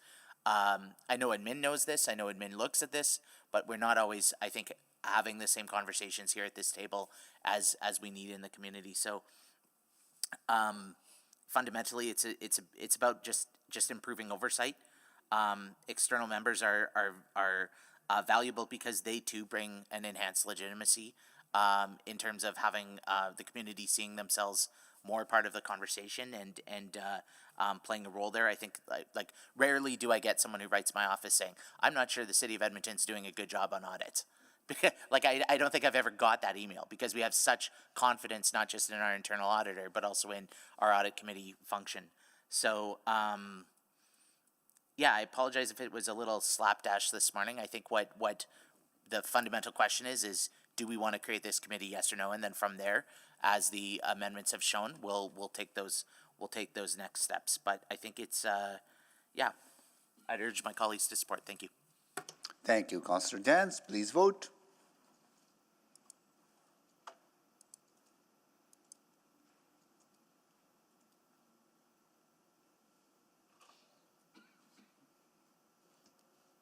We have all the votes. Display the votes, please. That is carried. 10.4, sale of land, Wellington Park. Councillor Rutherford. Yes, thank you, Mayor Sohi. I would like to restate my motion that administration provide a report that includes A, identification of any portion of Plan 2488 KS Block 76 Lot 1, Wellington Park in the Athlone neighborhood that may be surplus to municipal requirements. B, the implications of the potential sale of any identified surplus land at nominal $1 value to the Council for the Advancement of African Canadians in Alberta for the purposes of building a cultural hub. And C, an analysis of the most recent business case from 2024, including a financial and social assessment. Due date February 12th, 2024, Executive Committee. Thank you. I'll second it. And thank you for sending the reworded motion to clerk in my office yesterday, Councillor Rutherford. So with that, I'll go to you to introduce it. Yeah, I think I was just going to introduce it by going through a little bit of the history. The Africa Center, the Council for the Advancement of African Canadians, was incorporated in 2006, and it actually operated at the former Wellington Junior High School site that was located where we're talking about today. It's a nonprofit organization whose mission is to create opportunities for access and full participation of people of African descent. From in 2018, the Africa Center lost its space at the Wellington Junior High School due to structural safety issues, and the school has subsequently been demolished. They receive ongoing operating funding from the city of Edmonton, but have through the years been in different locations, including their current temporary location at Circle Square in Edmonton, in the ward I represent as well. But I know that this is an area that is really well loved to them. It's a place that the Africa Center has said, and this is an area where we're going to see a lot of development. We currently have an amazing Calder library. We will be getting a new fire hall on this site, but we need to first and foremost, with Part A, identify what is surplus and will that fit the needs of the Africa Center. We need to then say what are some of those consequences in that discussion around selling it to them, and what is their business case for actually building and running a cultural hub. So that's the intent of this motion. Thank you. Thank you, Councillor Rutherford. Questions, colleagues? Can we just clarify who seconded that motion? I You? seconded Okay. it, yeah. Questions, colleagues?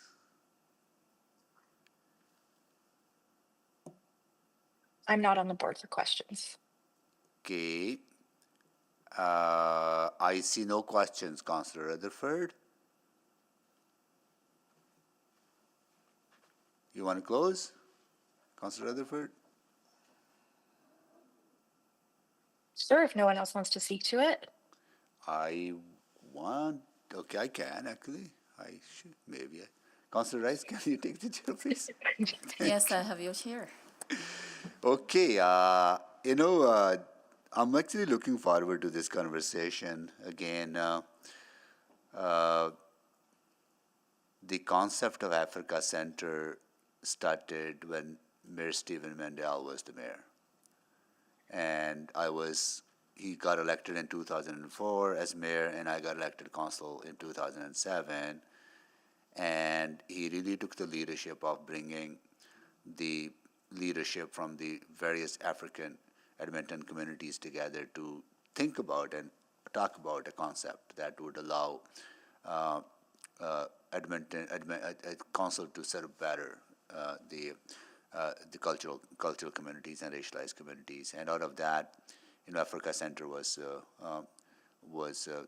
supported, and the organization was created and was provided a space in that school that was demolished later on. Then Africa Center moved on to a different location. And one of the things that they wanted to explore was actually having a building. And I remember us allocating resources, but then things fell on the sides. And there was reorganization within the Africa Center. Now they're back into not this conversation is happening.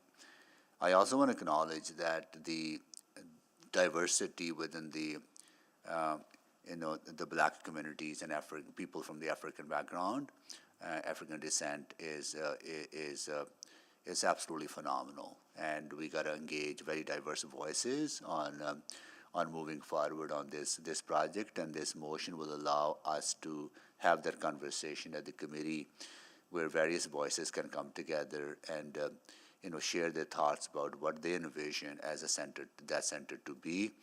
But we have a lot of work to do around the identification of the land, whether land is appropriate or not, and what the next steps be, and also the resources we allocated for the renewed business case that is underway. I think that will also inform the work. I think this is a very good motion Councillor Rutherford has made, because I've been working on this project as well for a while, and or working with Africa Center and supporting their work, and other communities from African descent as well, right? So So look forward to that conversation, and with that, I'll go to Councillor Principe to speak. And take the chair back, sorry. I'll take the chair back, then go to Councillor Principe. Return the chair. Yeah. Thank you, Mr. Mayor. Yeah, I just wanted to quickly get on the board to say thank you to Councillor Rutherford for being such a wonderful advocate and for bringing this motion forward. Thank you. Thank you, Councillor Rutherford, to close. Yeah, I won't add too much further. I'm excited to see this progress along, and like I said, just gave you a very Cliff Notes version of the history in that 2-minute intro. There's so much more there, but I think I want to acknowledge that that Councillor Tang put forward the motion to get the revised business case so we could keep this conversation going, and this is the next natural step in this progression.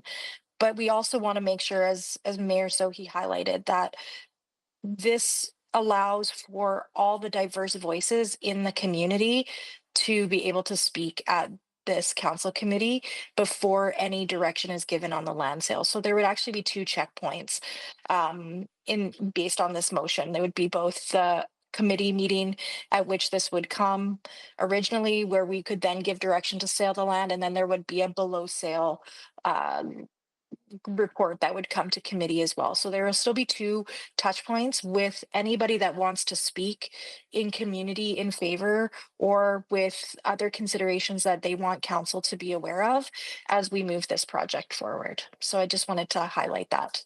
Thank you. Thank you, Councillor Rutherford. Please vote.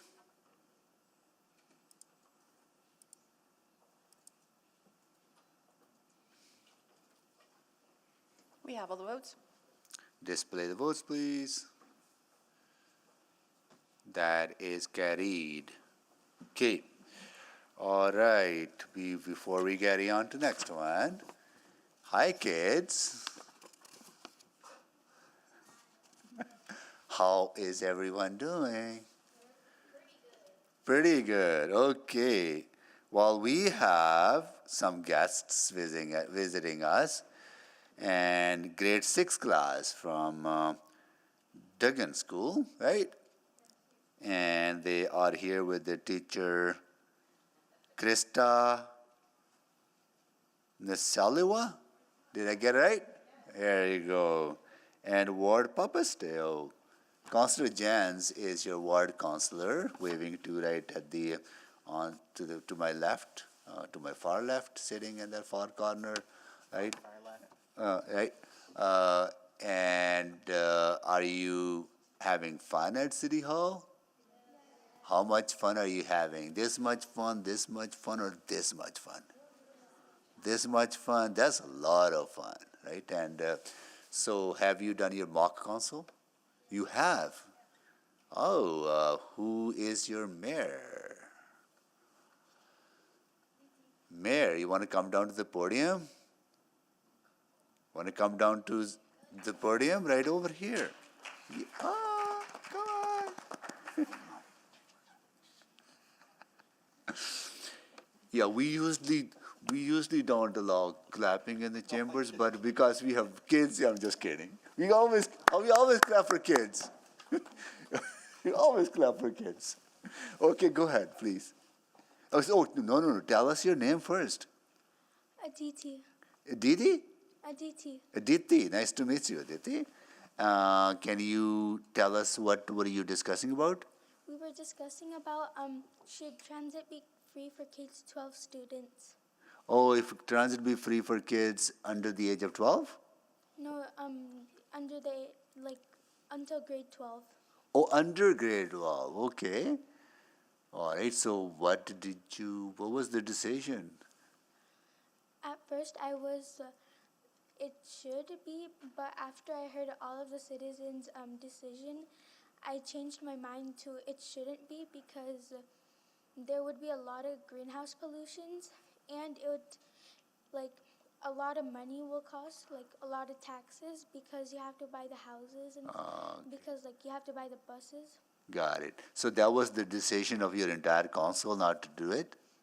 Okay, cool. Thank you so much for joining us. Really, we have those discussions here at council all the time about the affordability of taxes and the affordability of services, right? So it's always a balance that we try to create, as you discussed in your class. You know, we can reduce the fees, make it free, but that means the taxes go up to pay for the service, right? So good discussion. Thank you so much for joining us.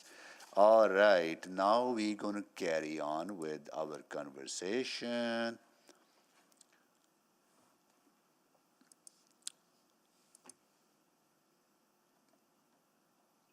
And I think I am next, right? 10.5, economic development. I'll take the, Councillor Rice, can you take the chair, please, so I can move the, I have a chair. okay. The words got changed a bit, so I'm going to read that into the record. This is the new one, right, Nancy? Right, okay. That's correct. Okay, all right. That administration prepare a report in consultation with Edmonton Global, Edmonton Screen Industries Office, Edmonton Unlimited, and Explore Edmonton that outlines the following. A review of economic development approaches, organizational structures, governance models, funding frameworks, and annual budgets in Canada's largest metropolitan cities, population over 500,000. An analysis of the roles, mandates, budget, and outcomes of Edmonton Global, Edmonton Screen Industries Office, Edmonton Limited, and Explore Edmonton. An assessment of the support each agency provides to Edmonton's local economy, and identification of areas of overlap with economic development agencies in the city.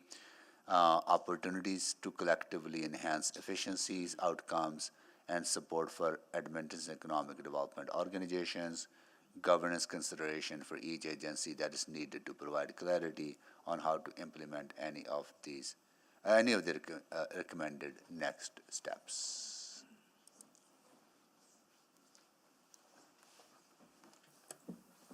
Who's second?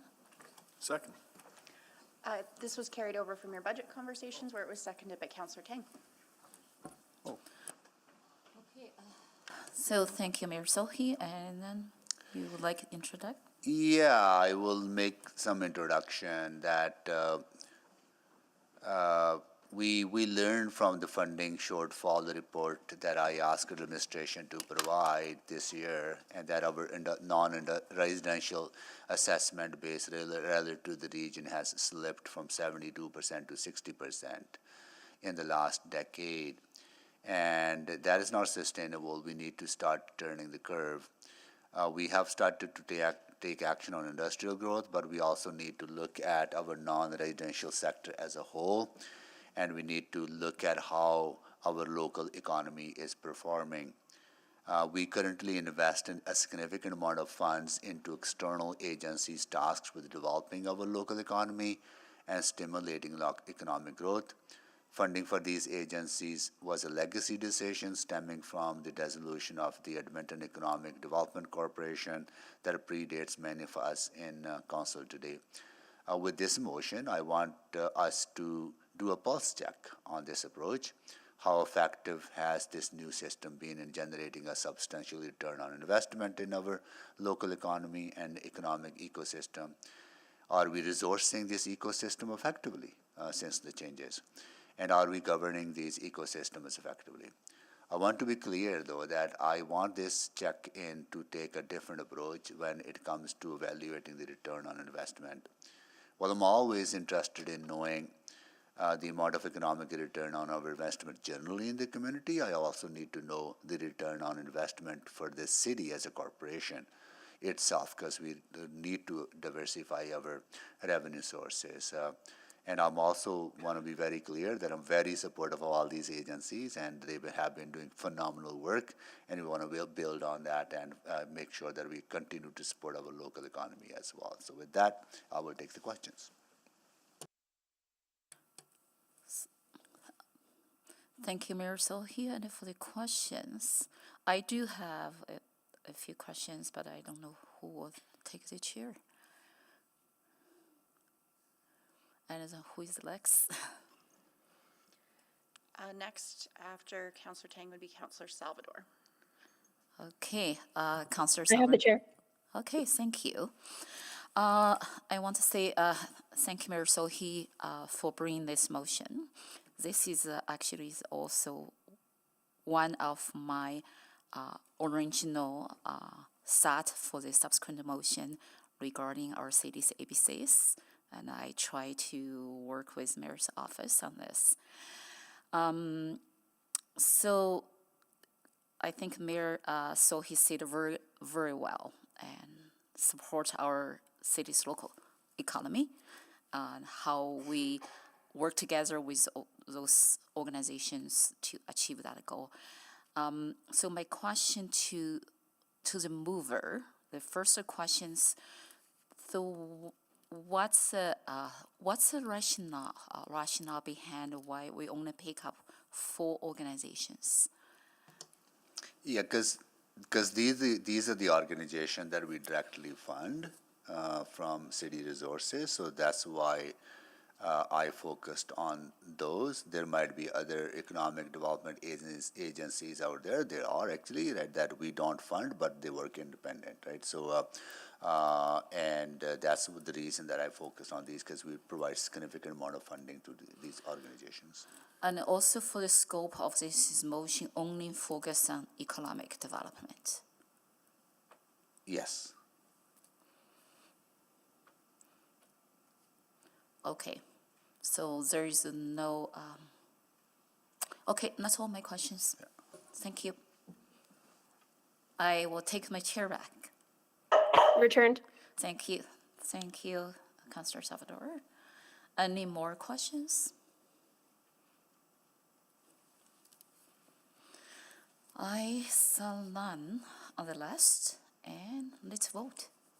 Oh, let's speak. And so, any of my colleagues want to put their name in for the speak?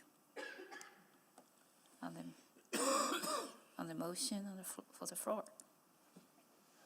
So I did not say any name there, and Mayor Sohi passed to you for close. Thank you so much. Right, I often interact with these organizations: Edmonton Global, Edmonton Screen Industries Office, Edmonton Unlimited and Explore Edmonton. We all do interact with them, and they're doing some phenomenal work. They are in the areas. They're marketing our city, our region, and our specific industries that they are focused on, whether it's screen industries or innovation, technologies, or tourism and event attraction. So really appreciate all the work that has been doing, and also the work that our internal economic development folks within the city of Edmonton do, right? And I want to build on their work because I hear often from local businesses, BIAs and others, that how can all these agencies kind of coordinate and support our local economy and our creative economy in a way that will further advance our collective goal of creating jobs, growing businesses, and building economic resiliency of our city. So I look forward to that work and the outcome of this work to look at those efficiencies and also the resources that we allocate to these organizations. Are they sufficient or not, right? And I think just need to have that conversation, and this will be a good conversation starter on that. So I think that I hope my colleagues do support it. Thank you, Mayor Sohi, and please vote.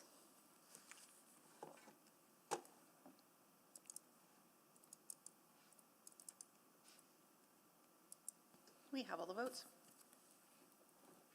Please disregard votes. That is carried. We turn the chair back to I you, will Mayor take the Sohi. chair back. Thank you, Councillor Rice. And now we will carry on to our next one, which is this is from Councillor Tang, and Councillor Tang is unable to attend until the afternoon. So I haven't heard any. So if I'm we're on sorry. the police item, Yeah, that's the one. so that is, I was trying to move that, but I was unable to move it because I was or you on were the in bus, and then transition? Councillor Tang put it forward on my behalf, so. Okay, if- so how if do I- how do we change that? We can either wait till this afternoon and Counselor Tang, if she's able to join us, can. We have a time specific at Yes, so we could 1:30. do it after that. The other option is you could move it, you could essentially have this motion not be put, and Counselor Jans could request permission to move a motion without customary notice. Yeah, I think that was the intent. I think you were on the bus. I was on the bus. You were not able to move it, and Councillor Tang moved that on your behalf to get it on the record. Because I didn't have the wording, Right, yeah. yeah, you didn't have the wording as well, you know. So I think what we will do, we will remove this, and then, can someone move that Councillor? We'll move that Counselor Jans make a notice of motion without customary notice. Okay, need a second? Second. Thank you, please vote. We're just sending that out. Give us a moment.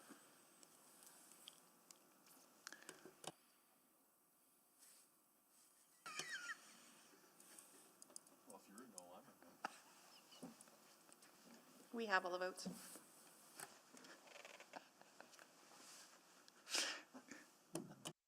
That has carried, got it, okay.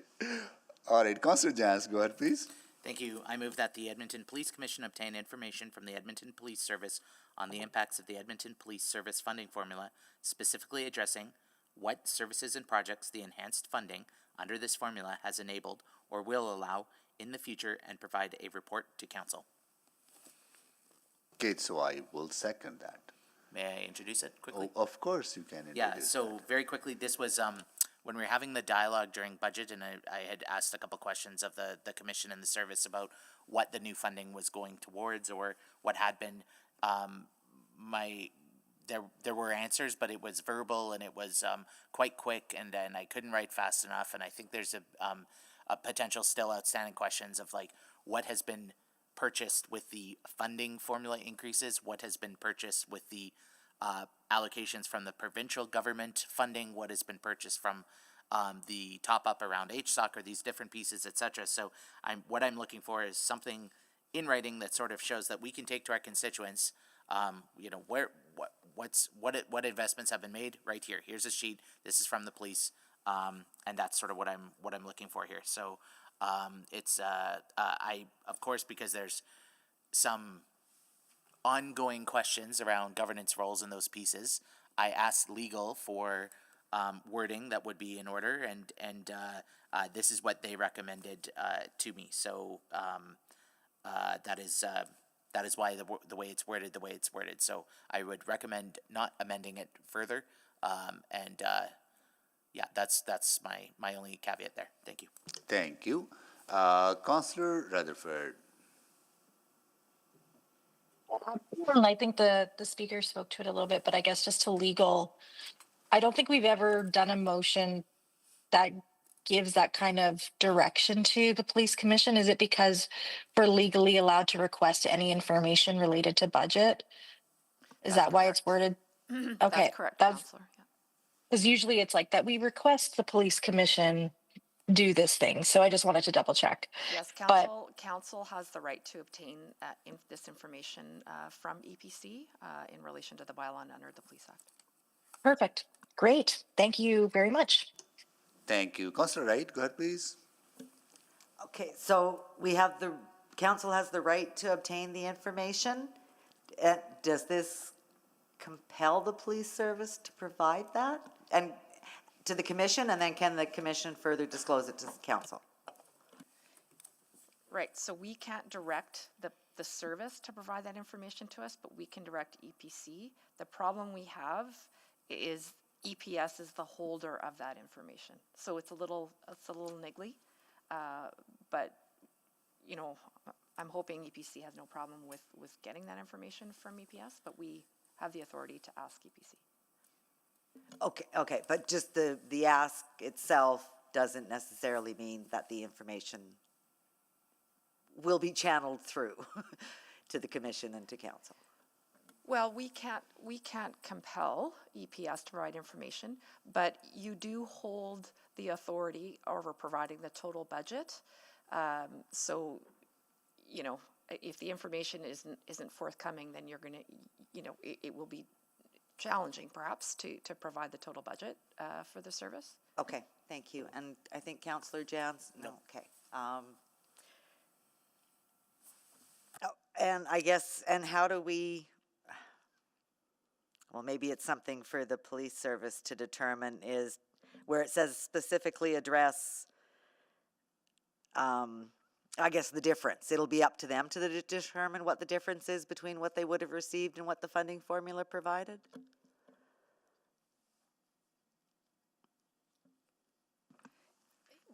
Right, like, you know, I think you'd be looking at all of the information as a whole to determine what the difference is, but I think council would have the freedom then to ask questions on the information provided. Okay. Okay, thank you. Thank you. Councillor Cardwell? Thank you. So I just want to follow that thread again. So council has the authority to compel the police commission to ask this question. The police commission would be compelled to ask the question of the police service. But it would be up to the police commission to determine whether the police service has provided adequate information or not. Is that right? Just looking at the way the motion is worded. I mean, you could change, well, maybe get clarification, and maybe the motion is clearer that they just simply provide you the information. So, well, it would be provided through some lens. I mean, you know, the police commission could decide that some of the information provided gets forwarded on, some doesn't. That is their discretion. Yes. Right? Right. So that potential exists. So my question then is the knock-on, or so we get something back, and we don't want to presume we get any, fulsome reporting or non-fulsome reporting or part of the story or what have you. Presumably, though, that information then leads to funding conversations at council. Is that not tying funding conversations to specific operations? Even though it's not a direct tie, it's going back and forth through the commission, and it's, there's no,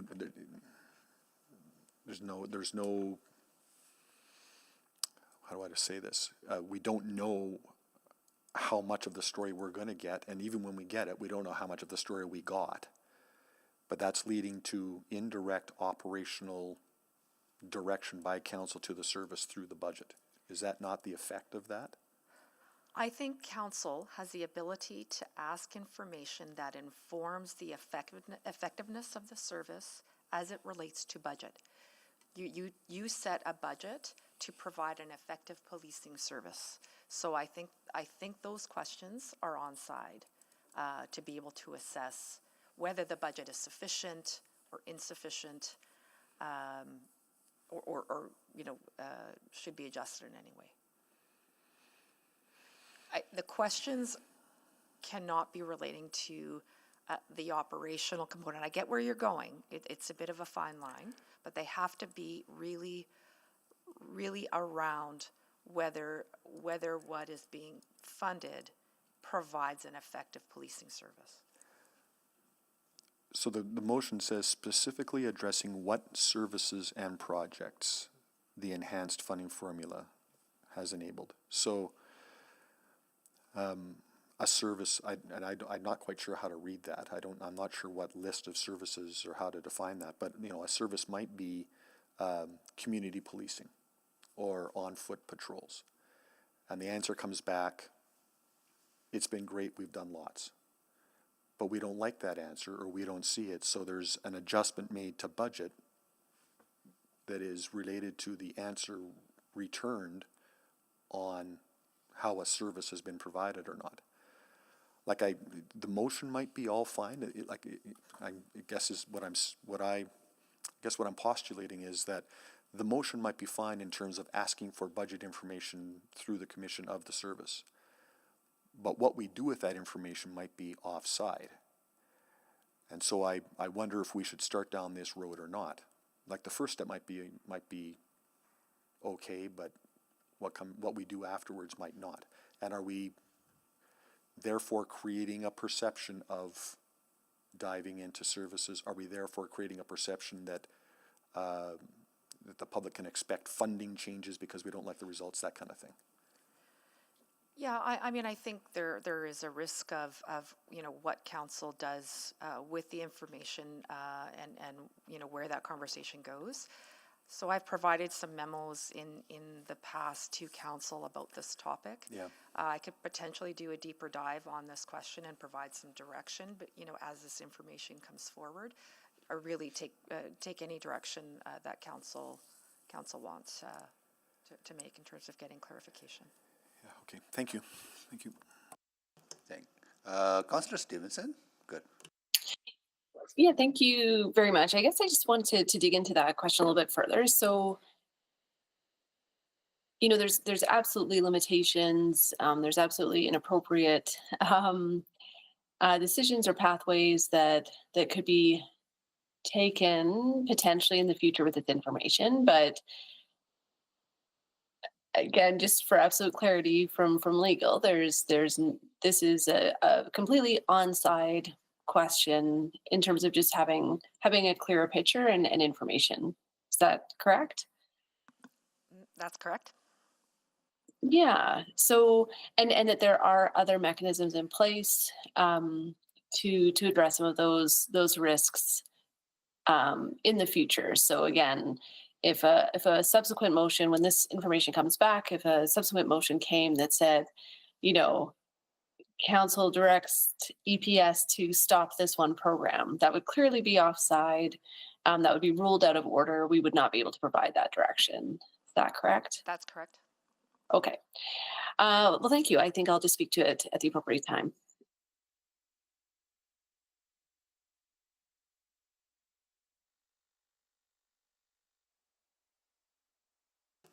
I'm sorry, Councillor Stevenson, I was distracted.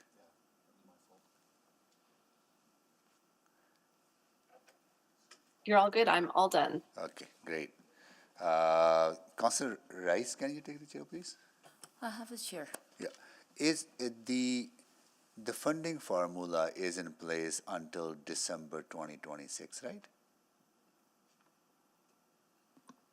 So I would say that the funding formula is in place indefinitely, but Okay. as a part of that policy, it requires us to revisit the policy and update it every 4 years. Every 4 years. Okay, got it. That's the clarity I And maybe, needed. I'm just gonna double check that, I think it's 4 years. Yeah, I thought it was that's what I thought it was as well, right? As part of the budget cycle, right? So, so it's not imminent, right? So, Michelle, council is required to fund police, for police to be effective on community safety, right? What is that term? There's a term that's used legally. An that adequate and effective adequate policing funding, service. right? And once we do provide adequate funding, we have the ability to obtain, or we have the right to obtain information where that adequate funding is being effective to make our communities safer, right? Correct. Right? And within that, they could say, okay, we have hired, because I remember having a conversation, I think that hearing from Commission and the service that the consistent funding tied to a formula gives them the ability to plan for long term, right?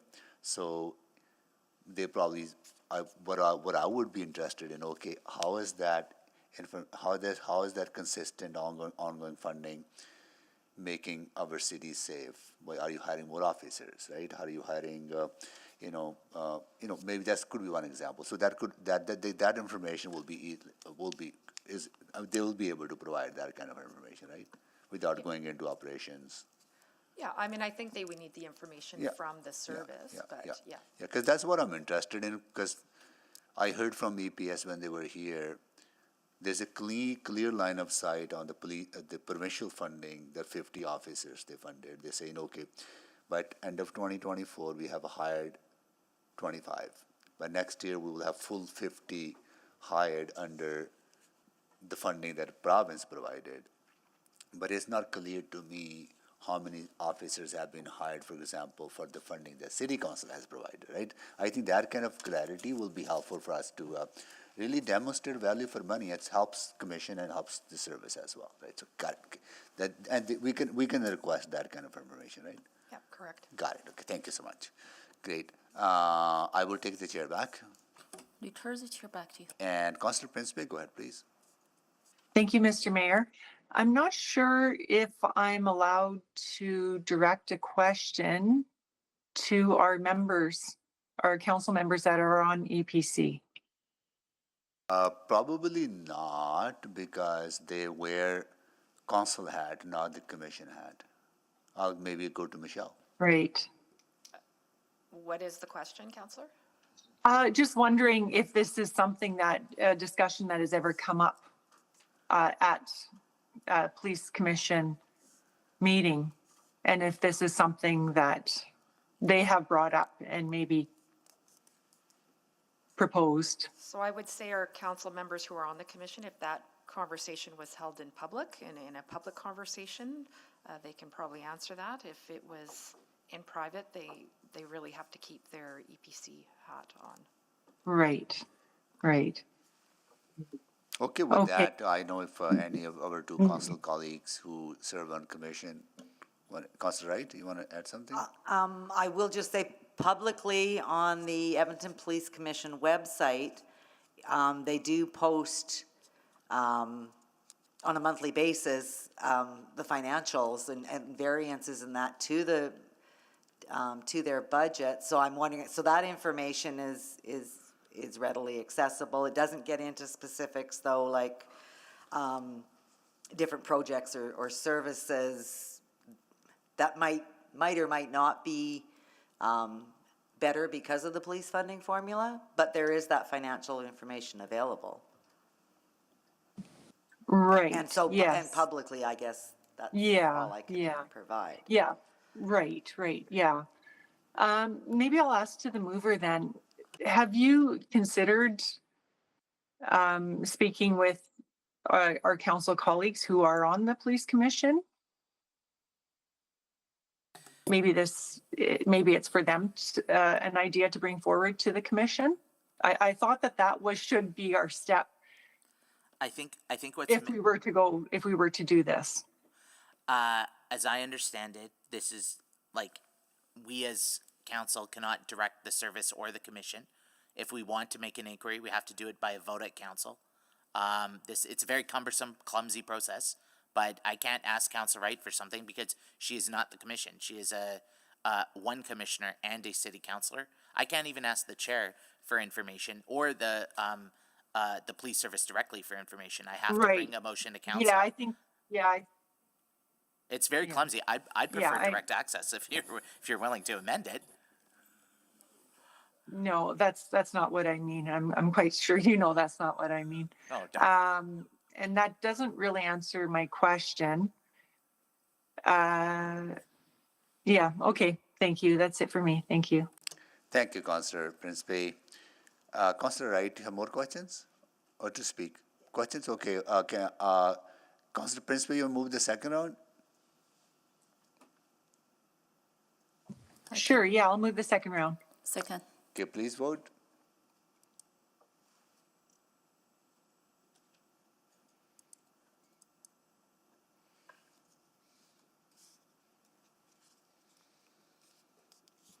We have all the votes. Display the votes, please. That is carried. Councillor Wright, go ahead, please. Thank you.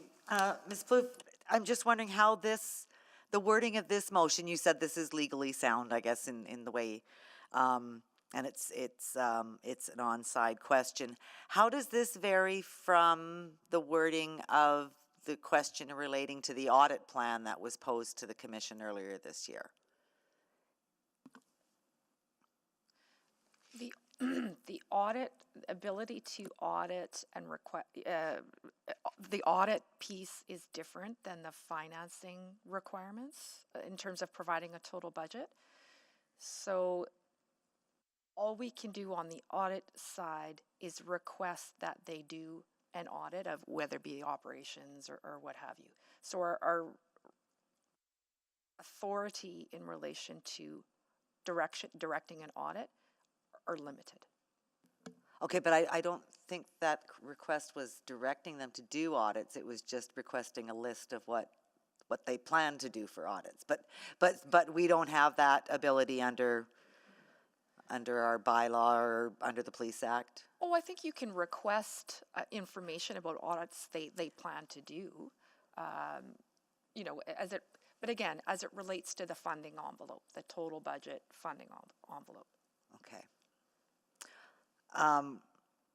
So this is a legitimate request that you feel we could get some information back on? Yes, Legally? I do.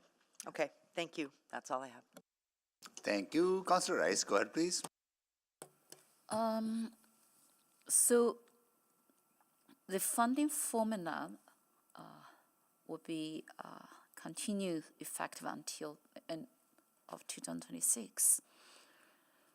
I know we put the question mark here for the information come back. So to the mover, what do you think? Do you have any thoughts on what you would like this information be back? I would think it would be able to be provided very quickly, based on the preparations the service would have done for budget and everything else. I think it would just be a lot of copy paste into a memo to provide to the commission, to provide to council. So you think, based on your comments on they will be very quickly, and do you mean and based on their monthly commissions information on their website, also based on the evaluation strategic framework and EPS implemented, the results posted online, that type of information, and to get this information? So I just try to say I don't want to put words in the commission's mouth or the service's mouth, so I'm not sure. So yeah. no, my question is, if I heard my colleague ask, they have monthly information online, and both from EPC and EPS. That's my understanding. Not this though. So when you say they could be very quickly, do you mean that based on those information available, and it could be just provide some impacts? Because there's three type of information you are asking here. One is the impact of the funding formula. That's number one, right? No, on the impacts. On the impact. So yeah. the funding formula was passed. Yes. An envelope of money. The impact so of the funding. $15 million Yeah. was given in this year. What does that $15 million purchase? Yes. So you requested that impact, and also you requested specific for the funding formula, the impact on the services and the project. And I just try to read the wording here. So then my question, yeah. So I try to understand the connection between the information we requested here and the information already accessible online.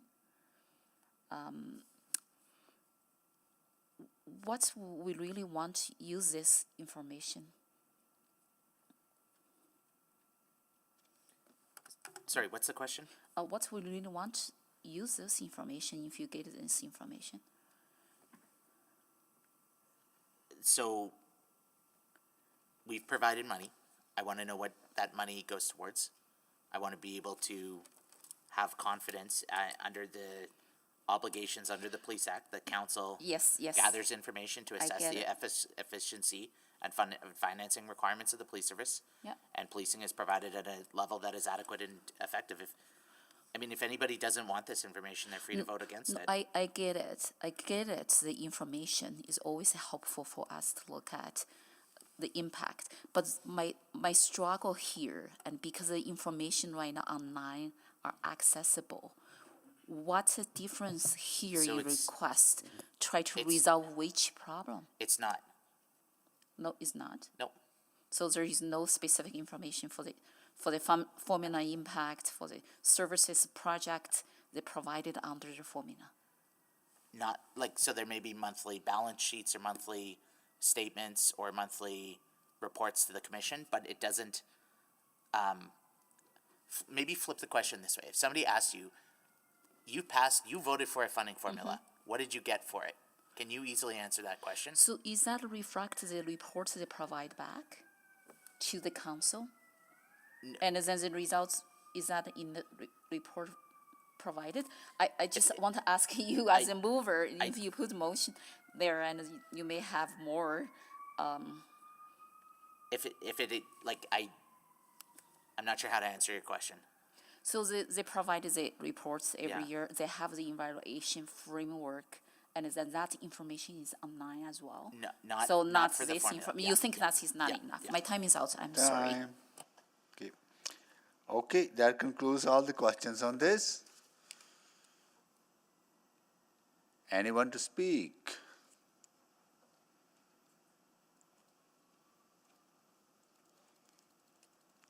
Okay. One, two, Councillor Cardwell, go ahead, please. Great. Thank you, Mayor Sohi. So, a number of thoughts have struck me here in this conversation. So, we've heard that the funding formula gets at least reviewed in 2026 as part of the 4-year budgeting process, and the intent of that funding formula was to provide some certainty and at least a little bit of confidence of what the police budget would be and how it would flow year over year. And I appreciate that, the funding formula is tied to the budget and the budget's gone up, and so maybe this is accelerated more than people have anticipated, but the fact remains that this is mid-cycle in the funding formula. And while strictly speaking, the motion might be looking just for information, the question arises, what happens with that information? And it implies that there might be changes to the funding formula coming mid-cycle. And that defeats the purpose of the funding formula, at least in my view. We have a conversation coming. Part of the zero-based budgeting discussion is about financials, but it's about financials on each line or each level, each service or each spending envelope, or however you want to phrase that, across the whole city in a comparative basis. So, the effect of this motion is notwithstanding what we might get for it and some of the other considerations, which I'm going to come to in a second, it's plucking one service out and having a conversation about the financials of that particular service without the context of all of the other services in the city. It's defeating the purpose of the zero-based budgeting motion. What's to say that the next motion isn't to take the library funding and ask about that? So, I just don't see how that plays into the general work plan going forward when we talk about things in a zero-based budgeting kind of a way. And then I'm going to talk a little bit about this. And I know that this might not meet with the support of all of my colleagues here, but we have had a persistent series of questions over time where we're constantly asking the commission for this piece of information, asking the commission for that piece of information. What are you doing here? What are you doing there? And we know that this has resulted in a combative relationship with the police commission and the police service. We know that that relationship is challenged. We had a session not too long ago to try to repair that relationship, and that relationship that is deteriorated has resulted from motions and statements like this, which might be technically in order, but which serve to undermine the confidence in the police commission and the police service. And I just think it's time to take the temperature down a little bit. I'm not sure what this does for us right now that we cannot do in relatively short order through the rest of our financial and budget conversations that are going to happen over the next year. And I really can't support it. And it's not necessarily on the pure letter of the motion, which we've heard advice is technically correct, but it begins to continue this conversation that the police commission is somehow not serving citizens and that it is not being proper stewards of the finances that we have handed to them. And I however this might be massaged, however it might be recrafted, however it might be spoken to, That is the effect of this ongoing tension and this ongoing persistent narrative of picking away at what the police commission is doing. So I'm not going to support this motion. There is a conversation coming, strictly speaking, on financials and how we distribute money amongst the various services. And I look forward to that conversation, including the service from that perspective. But I don't think this helps. I don't think this helps the relationship. I don't think it helps confidence. And I don't really think that that it's going to be an effective use of time by anybody. And frankly, I'm not sure that we would get the response that is really being expected here anyway. So, thank you. Thank you, Councillor Cardwell. Councillor Rutherford? Yeah, thank you. I was on the board to speak before the previous speaker, but the previous speaker made some points that I think are important to follow up with my perspective and thoughts on those. I think the deterioration is actually from comments that this previous speaker made, as opposed to innocuous what we have the right to ask for. It is our biggest cost driver in this 4-year budget cycle. And the fact that I think Councillor Jan said it so eloquently, the province gave money for 50 police officers. There is a direct correlation to where that money is going and how it is impacting safety. I cannot go to the residents that I represent and say with any certainty what the funding formula has done to improve safety in Edmonton. And we all know that safety is one of the biggest conversations that Edmontonians are having right now. Community safety is integral. And so when we can't answer a question to the residents that we represent, that is problematic. So to say that asking a question to the police commission that is within our right as representatives to ask the police commission is creating tension and conflict is actually, to me, the space that is creating the tension and conflict, and pointing that out as something that has that potential, when this could simply be a question that could simply be answered and we can all move about our day. So that's what I want to say about that. I'm very thankful for Councillor Jans for bringing this motion forward, because I know that this is something, like I said, I have been lacking the ability to articulate. And I want that ability to articulate that going into 2025, quite frankly. And yes, maybe the information we get back isn't to what we would ideally like, but it's going to be better than what we have now, which is nothing. So I'd rather take some information than no information. I hear the apprehension about it opening up the conversation about the funding formula again. It wasn't a 50-50. It wasn't a super slim, it wasn't a slim margin of error in which that vote passed. There was only 4 people that voted against that when that funding formula discussion was discussed.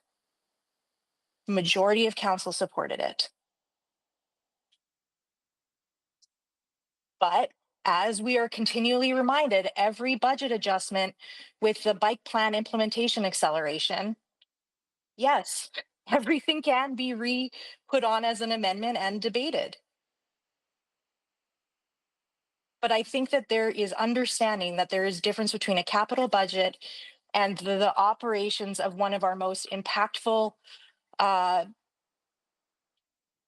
organizations to community safety and how they do long-term planning, that the impacts of that, redebating that when we've given that commitment, for me, I can say as somebody that was on the no side of that vote, I also recognize the overall council direction, and I don't need to rehash that debate. We have made that promise and that commitment to EPS, I would say, for a 4-year term.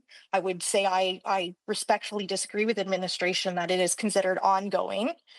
But for that, for this 4-year term, for the term of what we agreed to for the funding formula, I am not interested in rehashing that. But I want to be able to articulate to the residents that I represent about whether I disagreed or agreed with that formula. What are we getting for those? How has this helped with safety? How has it helped EPS in a growing city and with inflation address the demand they're seeing? Where are there still gaps? And where do we need to maybe look at our community safety and well-being strategy to augment that? I think there's a real conversation here that by saying no to this motion, we are limiting ourselves. Thank you.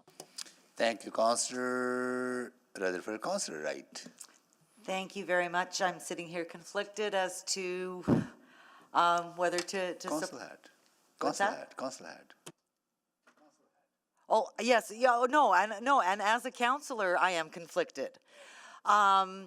Because as a council, we have requested information, in the past. However, going by the guidance, that we've received from our legal counsel, this is, we have the legal right to obtain this information, so maybe we should try, to get this information. I know I have, when we talk about community safety, I know people maybe think otherwise, but in Wardsboro-Matapi, community safety to constituents means traffic safety. So I would like, I guess specifically for my constituents, I would like to know, has any of this funding formula money, assisted in safety of the community and the neighborhoods. And now especially as well with photo radar changes, that was kind of our only one way to combat the speeding in our neighborhoods. And I'd like to know if some more resources are available to maybe, patrol the neighborhoods. I know as part of our funding formula approval, it was going to be reviewed in 2026. What's wrong with the midpoint check-in? Just to sort of gauge how things are going. I do think it's going to be difficult to specifically say what services and projects happened as a result of the funding formula. So again, I'm not sure what information we'll get, how valuable that will be. So I think we have the right to ask for the information. So yeah, why not ask for it? I don't see what the problem is in just getting, like I said, getting that midpoint check-in. So I will vote in favor of the motion, although not optimistic of what we'll get back. Thank you. Thank you, Councillor Wright. Councillor Knack. Thanks. Excuse me. Thanks, Mayor Sohi. I think I've told the story one or two times before, but for the sake of this discussion, I think I just bring it back up once again. In the first 4-year budget cycle I was a part of, I remember submitting, I think, close to about 150 written questions across all departments and EPS. And then when we were debating specifically the helicopter, I asked some follow-up questions because I felt that the written answers I got were good, but they didn't quite give me enough information. As a new counselor, I didn't know much. One could argue I still don't. But at that point, for sure, I didn't know what I was talking about. And I just didn't have enough information to be able to one way or another say if this is the right investment. And I think I mentioned that after asking those questions in that council meeting, the vitriol that I received for dare asking questions about a piece of equipment was rather astonishing. That was probably my first introduction to what politics could be when folks don't like particular ways of asking questions. And I, to this day, don't believe that, folks can go back and listen to them for themselves. It was a question I would have asked any other city department. So I wasn't sure why it became such a thing. Yet I have learned over the last decade that for whatever reason, when we ask questions about policing, funding, all sorts of things, there is a tension So the tension existed long before this council. Obviously, there's some unique considerations that we're dealing with now. But I'm going to keep coming back to the main core thing. First, and I heard some of the other feedback. To me, this motion has no wording at all in relation to reopening the funding formula debate. I wouldn't support it if it was. That's not what's written on the screen. And so there's no sense for me. I don't think that's a fair reason to not support it. But I'll come back to the core piece, is that this is a question, like what's on the screen is the type of question we'd ask any other city department. So if it's a question that we could and frankly have asked other city departments, variations of these types of questions, then I'm not sure why we would to me, the singling out a group to say we shouldn't ask one group questions that we literally ask every other group in our city feels really odd. So to me, I don't think, I cannot like some of how the engagement has gone with the commission over the last couple of years. I cannot like some of the posts that maybe a couple of my colleagues or one of my colleagues might have done over the years. But I think this is a very reasonable question that deserves an answer. And maybe we don't get quite the information we want, so that's fine. That's part of the process. And I think just the final piece is that because there's no guarantee that the zero-based budget piece will include police, they're not required to follow that request, although I would expect that everyone does, because that is an important body of work. This is a good way to try to do a check and get some information. Again, I'm not looking to revisit the funding formula. I think that's not what this is about. So I just think, again, for me, this is any other, I feel like I've seen a million of these motions in the last 11 years across every city department. And so I'm going to continue to support these types of motions that ask for this type of information so that folks have a better idea of the information they need to help respond to questions. So I'll support it. Thank you, Councillor Knack. Can we extend the order of the day to finish this 10.6 item? So moved. Second. Please vote.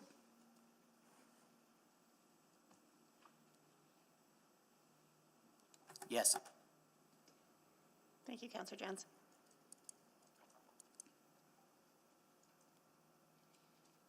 Just waiting on one vote. Display the votes. Sorry. We have all the votes. Display the votes, please. That is carried. Okay. Councillor Stevenson, go ahead, please. Yeah, thank you very much. I'm happy to speak in support of this motion and appreciate the mover bringing it forward. I think, as Councillor Knack highlighted, this is an important question to be asking. The budget next year will be $150 million more than it was in 2021. And I think helping to explain to Edmontonians what services they're seeing as a result of that funding is eminently reasonable.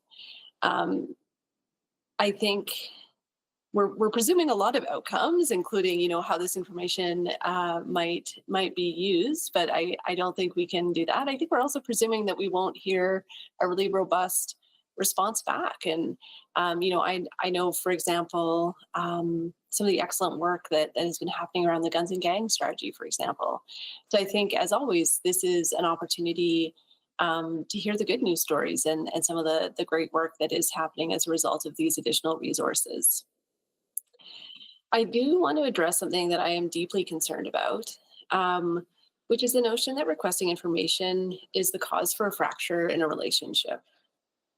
We spent 4 days last week doing effectively nothing but asking questions of our administration and of each other. That wasn't cause for conflict. That wasn't based on conflict. That was based on our work and our efforts to govern in the best way possible for Edmontonians.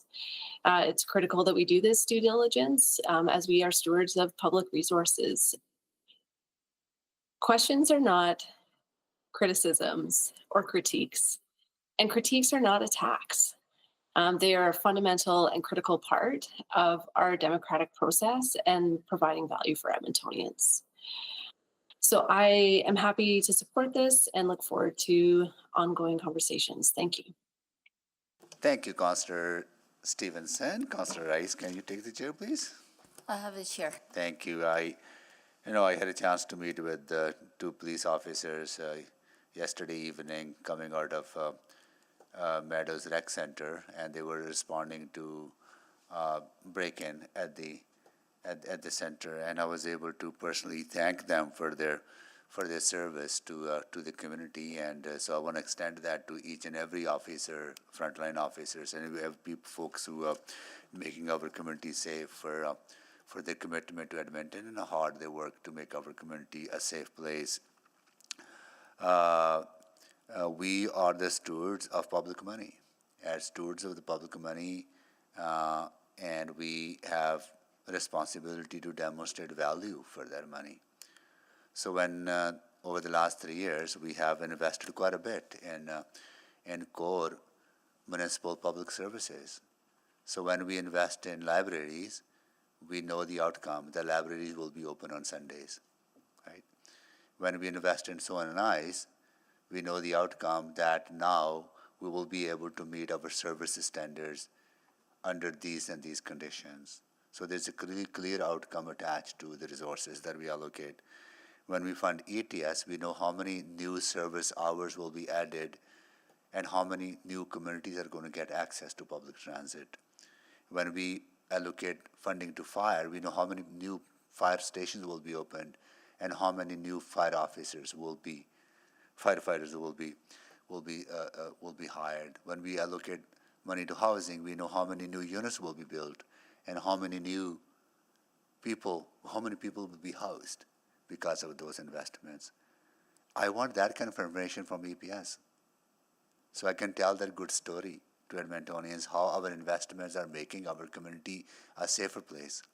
I want to know that if police funding formula allowed them to be so effectively managing extortions in our communities that were faced by our business communities.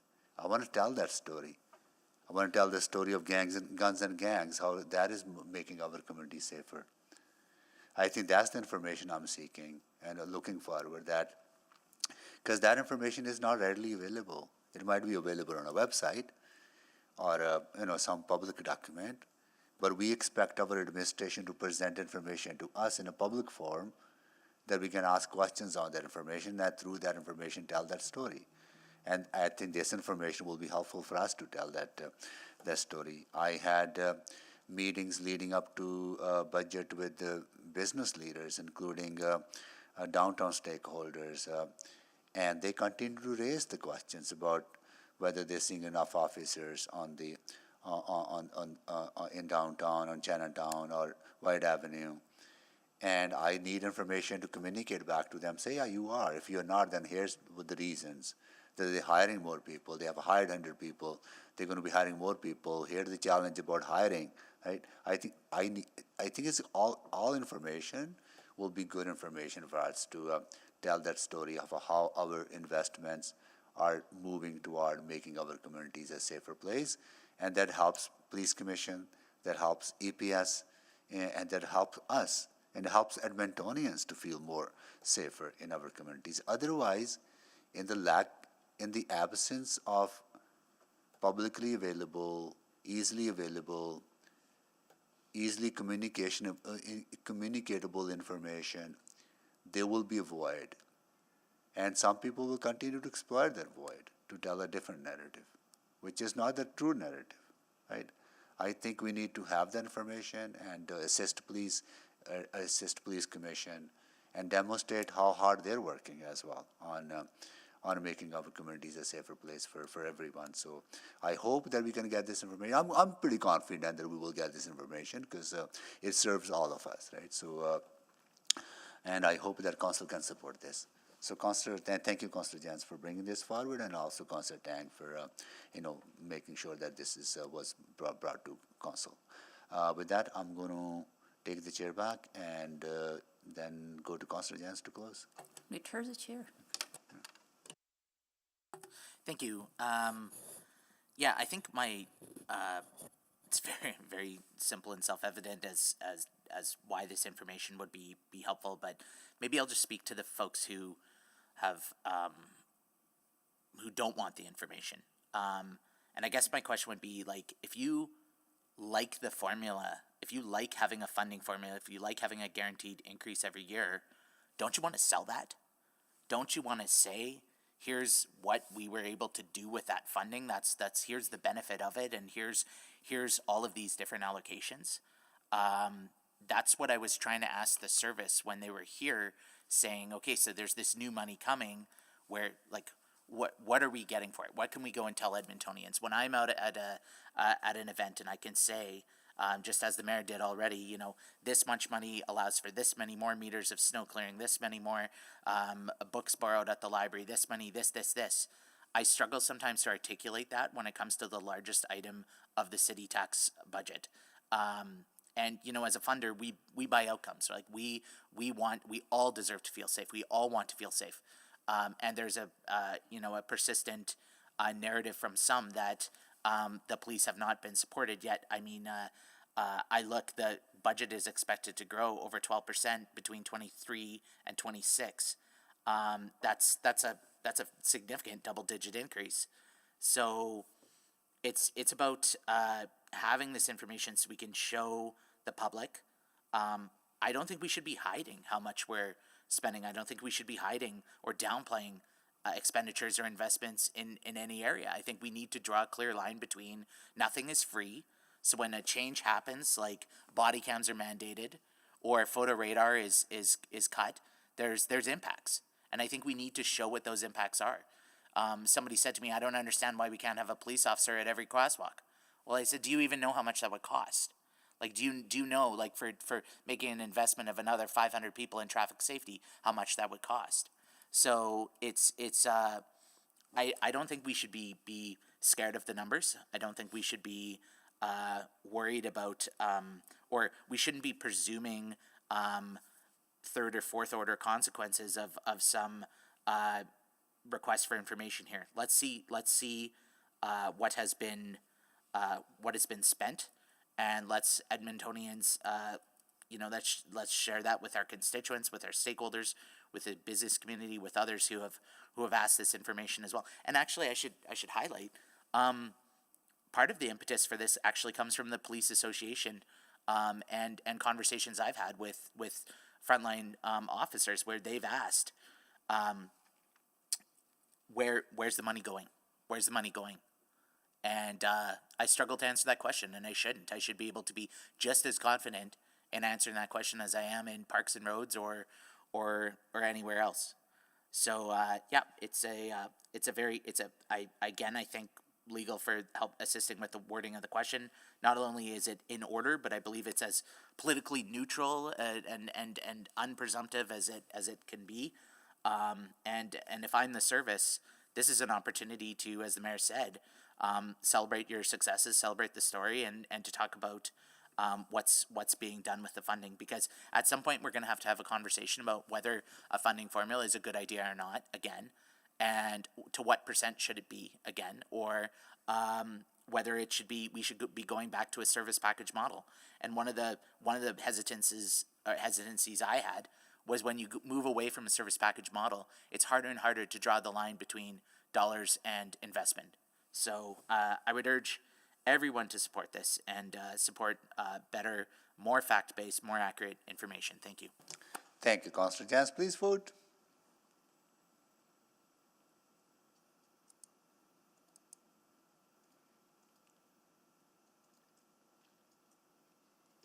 We have all the votes. Display the votes, please.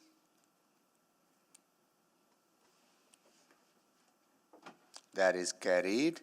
And we will Before you say that word, could we have a motion to move in private? Oh, yes, because the next, so we done with all the motions pending, and we completed the rest of the agenda other than 9.3, right? And to call for any other motions without. After we come out of, so can someone move that we go in public, in camera? So moved. Second. So who moved it? Sorry, I have no idea. Oh, Council Rice, you moved it, and Council Jan seconded it. Please vote. Yes. Thank you, Councillor Jans.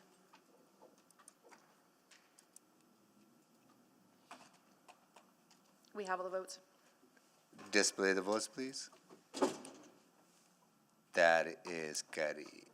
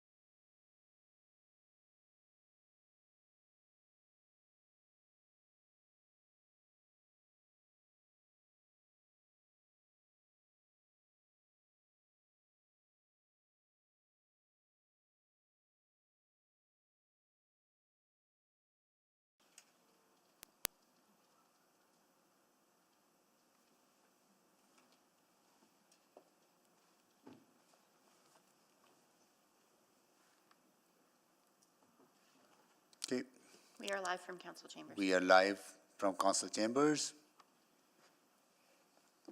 Okay.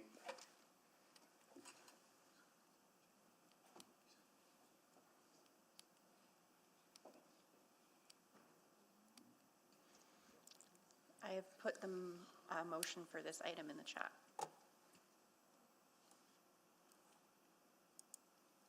Okay. Would someone like to move the motion?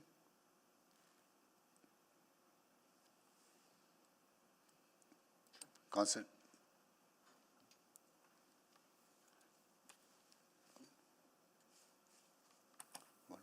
Okay. Okay. Go ahead. Councilor Carmel.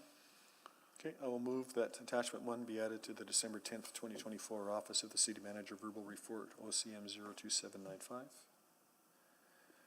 2, that the actions outlined in slide 25 of attachment 1 of the December 10th, 2024 Office of the City Manager Verbal Report, OCM 02795, be approved. And 3, that the attachment of the December 10th, 2024 Office of the City Manager Verbal Report, OCM 02795, remain private pursuant to sections 21, disclosures harmful to intergovernmental relations, 24, advice from officials, 25, disclosure harmful to economic and other interests of a public body, 27, privileged information of the Freedom of Information and Protection of Privacy Act. Need a seconder? Second. Councilor Principe. Okay, we have a motion on the floor. I am yes. Okay. Please vote. I'm a yes, Madam Clerk. Sorry, just quick point of order. Oh, sorry, what is point of order? Sorry. Can we I heard we might vote be splitting separate? it according. Oh, sorry. There's Go two of ahead, us. Councillor Knack. No, after you. I was just going to suggest we vote keeping it in private separately. We can vote on all three separately because the first one adds the attachment, the second one approves the action, the third keeps it private.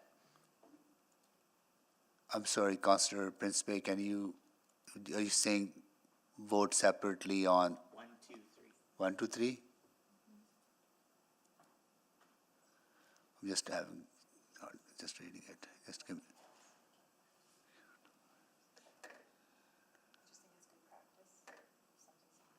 But it's all one motion though, right?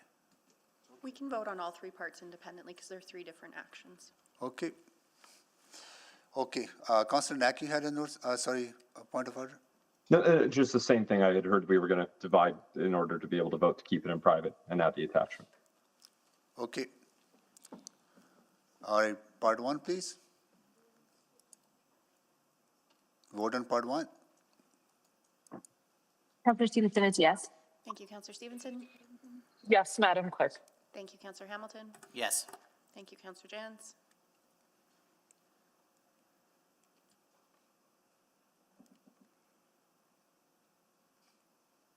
We have all the votes. Display the votes, please.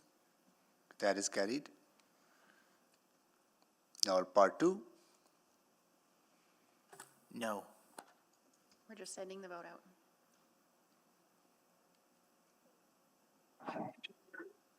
Councillor Stevenson is yes. Thank you, Councillor Stevenson. Councillor Hamilton's a yes. Thank you, Councillor Hamilton.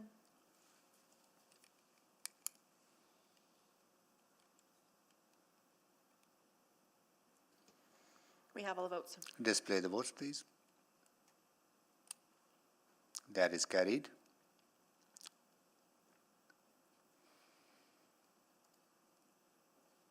On part 3, please. Please vote. Yes. We are just sending it out. Councillor Stevenson is yes. Thank you, Councillor Jans, and thank you, Councillor Stevenson. Yes, Madam Clerk. Thank you, Councillor Hamilton.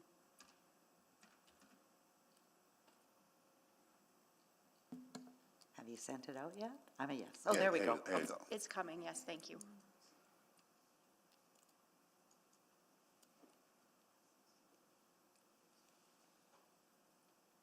We have all the votes. Display the vote. Sorry. Display the votes, please. That is carried.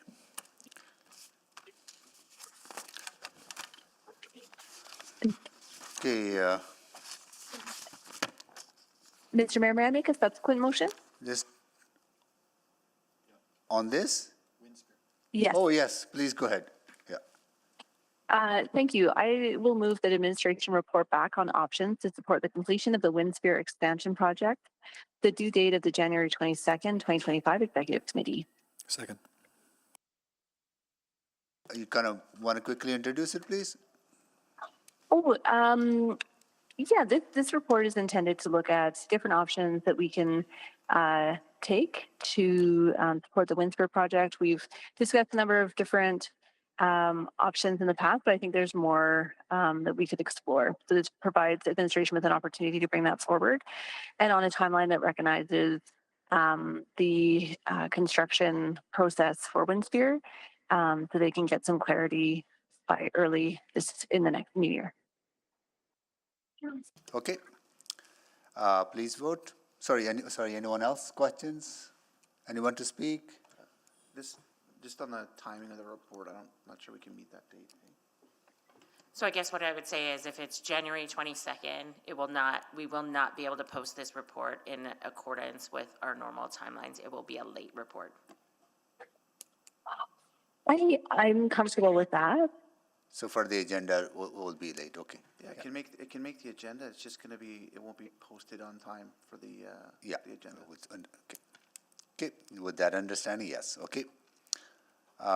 Please vote. Yes. Yes, Madam Clerk. I'm a yes. Thank you, Councillors Hamilton, Stevenson, and Jans.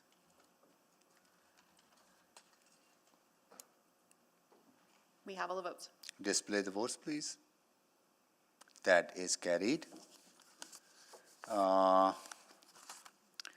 Notes of motions or motions without customary notice?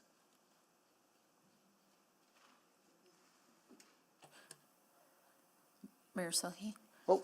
Yeah, I just want to say one sentence because I was putting the motion, the suggested to be subsequent motion, and then subsequent motion is not attached to 7.1, and because with the conversation with city administration for 41 Avenue, so they provide the short-term some like activities to address the concern, and also the long-term solutions will be in the mobility and network analysis. Got it. So I will not put that motion. Okay, good. So All just right. one. Thank you. Okay. Mr. Mayor, I have a notice of motion. Oh, go ahead, Councilor Salvador. At the next regular council meeting, I'll move that administration provide a report outlining the rationale for the city's decision to not acquire the former St. James school site, the plans, disposal or otherwise, for the city-owned lots located at 7604 to 7624 83rd Street Northwest in King Edward Park, the city land, and the process and implications of pursuing a potential land exchange that would facilitate the acquisition of the open space areas at the former St. James school site in exchange for the city land. Okay. Any others? Seeing none, we are adjourned. Thank you.